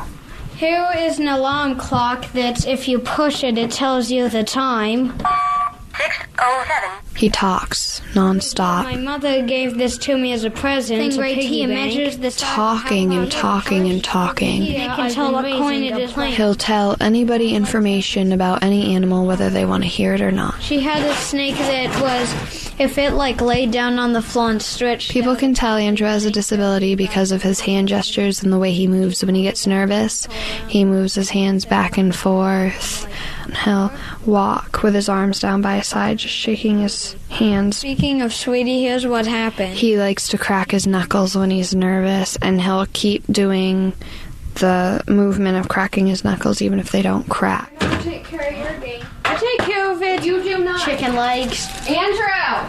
Wow, chicken tastes good. Look! Oh yeah, I beat the crap out of my brother a few times. You forget 24/7. No, I don't. I take care of mine once in a while, too. You're impossible. He freaks out. Like, if I won't get out of the bathroom and I tell him to shut up, he'll grab a kitchen knife and come over to the door and open the door and chase me around the house with a knife. And I know he'd never touch me with it, but, you know, when he's running with a knife pointed towards me and I'm running, if he tripped, then something bad could happen. So I have a curfew, and I basically stay out till then. She's always with her friends. She acts like she doesn't live here anymore. I come home and deal with it when I have to, and when I don't have to deal with it, I make sure I don't. Anything else I can bring for you ladies? No, that's it. Enjoy. Thank you. You're welcome. Well, it is 4:35. 4:35. And I'm with Chanel. We're eating at Applebee's, and then me and Chanel are probably going to go to Mayfield.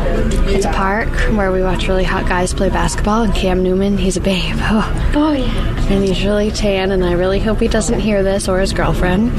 Okay, anyway. Okay, I'll stop it. I started staying away from home around 5 or 6. I'd stay outside or go to friends' houses as long as I could till my mom called me home.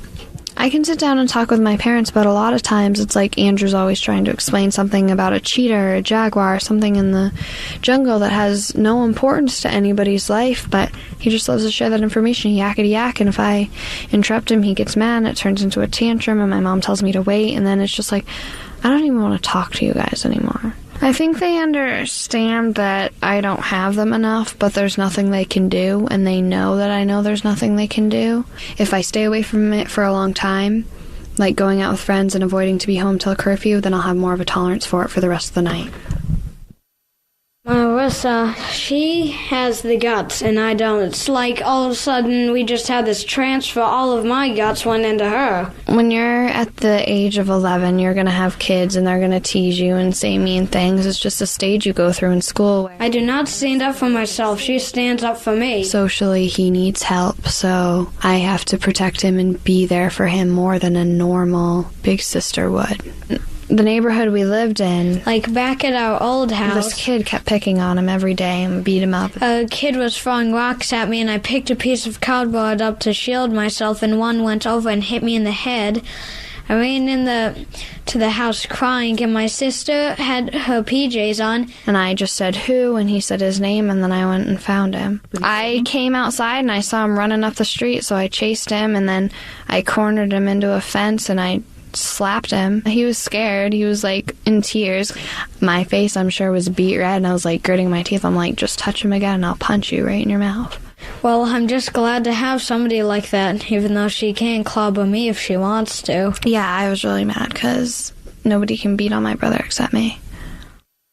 When we got back from Applebee's, we came upstairs, and Chanel and I walked down to the trampoline. Want to get on, Andrew? Well, show me on it now. Sometimes if I get really frustrated, I just wish I could change everything, sell him to the zoo, and buy new parents. But then the times where I'm actually appreciating things and I'm not in the moment where I'm steaming mad, I really do appreciate what I have. He's laughing. He's trying to pull through. I don't think I'd change anything because this is what I'm used to and this is my life. And Andrew wouldn't be like the Andrew I know and love if he was different because autism is his whole personality. I like Marissa. She's awesome and she's my sister ever. She's my sister ever. I love you. And I hope nothing happens to you. And I'll give my life for you. I want. Don't kill me.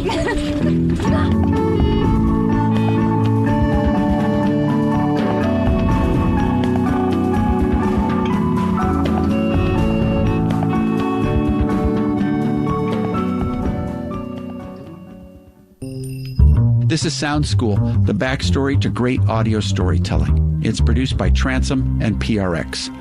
Genevieve Sponsler at PRX and J. Allison at transom.org pour over my scripts. I record at the studios of WCAI in Woods Hole, Massachusetts. I'm Rob Rosenthal. Thanks for listening. Good to know. Yeah.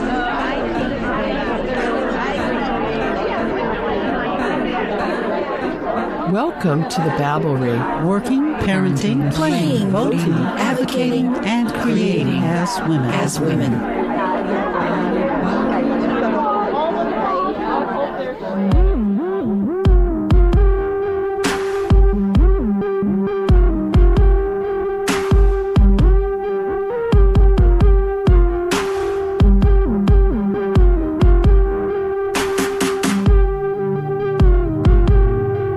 What do women see when we look at our culture looking at women?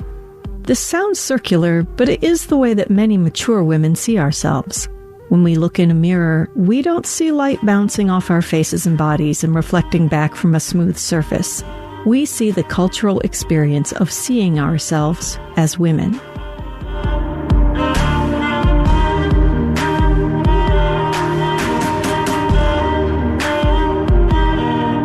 I had pretty low self-esteem and really bought into that patriarchal narrative that, you know, women are supposed to be looking a certain way, and I never could, at least I felt like I could never achieve that. We grew up with glossy magazines that promoted impossible beauty. Unlike boys whose developing bodies were celebrated, girls suffered whether they were early or late bloomers. I was bullied heavily in 7th and 8th grade. That's when I started to realize that this world wasn't as kind as I thought it was, especially to a female. I was a late bloomer, and the boys would tease me and actually called me the Great Plains. Some of us practiced dissociation. Along the way I've seen myself in the world is just kind of bobbing along, like I'm in the ocean, like a buoy, kind of floating through and experiencing things as they rotate towards me. The standards of feminine beauty were created to exclude almost all of us. Unlike in past cultures where healthy features of women's bodies were celebrated, our culture taught us to dislike many of the features of our healthy bodies. I have worked in show business from about 3 until my late 20s, early 30s. I just sort of went from job to job, and my job was to sing and to dance. And so it was always about, you know, keep your weight down, stay in shape, smile pretty, always look happy. And in a diverse country like the United States, women of color suffered doubly. I felt like my body was great and strong, but I think the inside of me couldn't really see my own perfection at that time, because the messages that I was getting from the outside in, most certainly from the media and what was being reflected back in television, which was big then, and radio, was that I wasn't enough. And being an African American woman too, definitely at that time, we were not so visible and didn't even really know, I think in a sense, how to make ourselves more visible without being vulnerable because of the intrinsic racism and the perspectives or the views about what Black women could and couldn't be, could and couldn't do.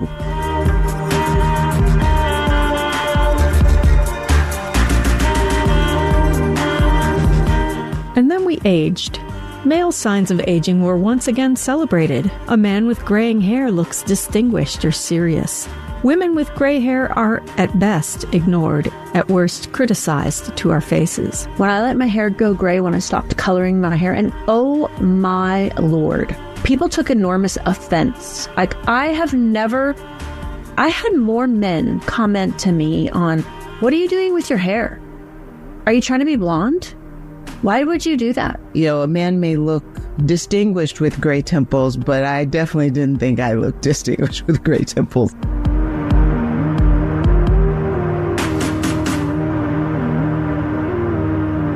But then something happened. Many young women are refusing to fall for the narrative that we grew up with. So mature women started to take a frank look at ourselves. It's hard. I'm one of those people that I've spent my entire life avoiding being photographed. I despise having my photo taken because I quote unquote don't photograph well. So this was really super uncomfortable for me. It was like somebody was turning my skin inside out, being flayed alive. I've never been in a position where I looked at a picture of myself or looked at a video or, you know, I do a lot of webcasts and things for work. I never like, I look good.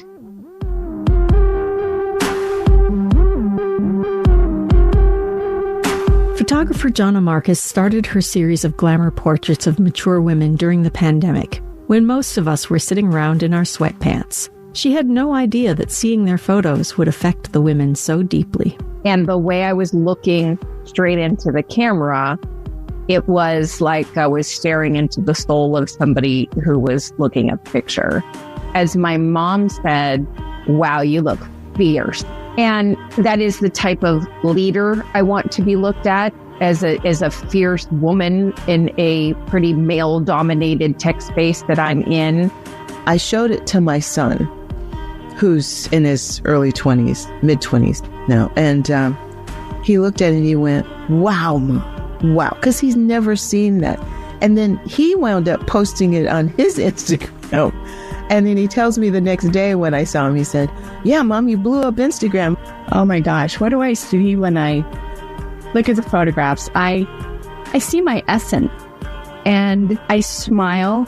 I think that Jonna really captured who I believe I am. It's extraordinary to see myself in this way because so often we tend to be hard on ourselves and how we appear. And I think that's a great disservice that we do to ourselves. I see beauty. I see courage. I see the patriarchy. I see love. I see my inner child. I see a hippie. Yeah, she brought out my peace. I feel more empowered. As a female, as an older female, I feel like standing stronger in who I am. Seeing ourselves through a new lens, a lens that recognizes our beauty and strength, helps us come to terms with those internalized messages that many of us denied we had. For me, it was just like I was not going to have a six-pack abs. I was not going to have, big boobs. I was not going to do all, perfect thighs or whatever. I was okay with that. It's been a real journey personally for me to come to accept and love myself for my amazing self that I am and that I was then, that I just didn't know. I've come into a greater acceptance of me, finding the joy and the gratitude in just being able to take a walk and feeling the strength of my body as it is. I'm finding ways to appreciate where I am. It's time to really normalize just being a woman, and that includes a variety of different phases. We don't have to define it as being in our 20s or our 50s or our 80s. It's just who you are at that very specific moment in time. And when the photos were done, I just cried. I mean, I couldn't believe how beautiful they looked compared to how not very beautiful I felt at the time. Comparing yourself to the very best version of any woman ever is really a hard place to get to for most people. It's just not realistic. And the truth is that the more comfortable you are in your own skin, the more beautiful you look to yourself. When I first saw the picture that went into that magazine, I was like, holy cow, look at her. Look at that lady. Look at that boss lady. And the pose is just like badass disco boss is what it looks like. And I'm like, yes. You know, I was just so tickled over that. And it was so empowering. I've become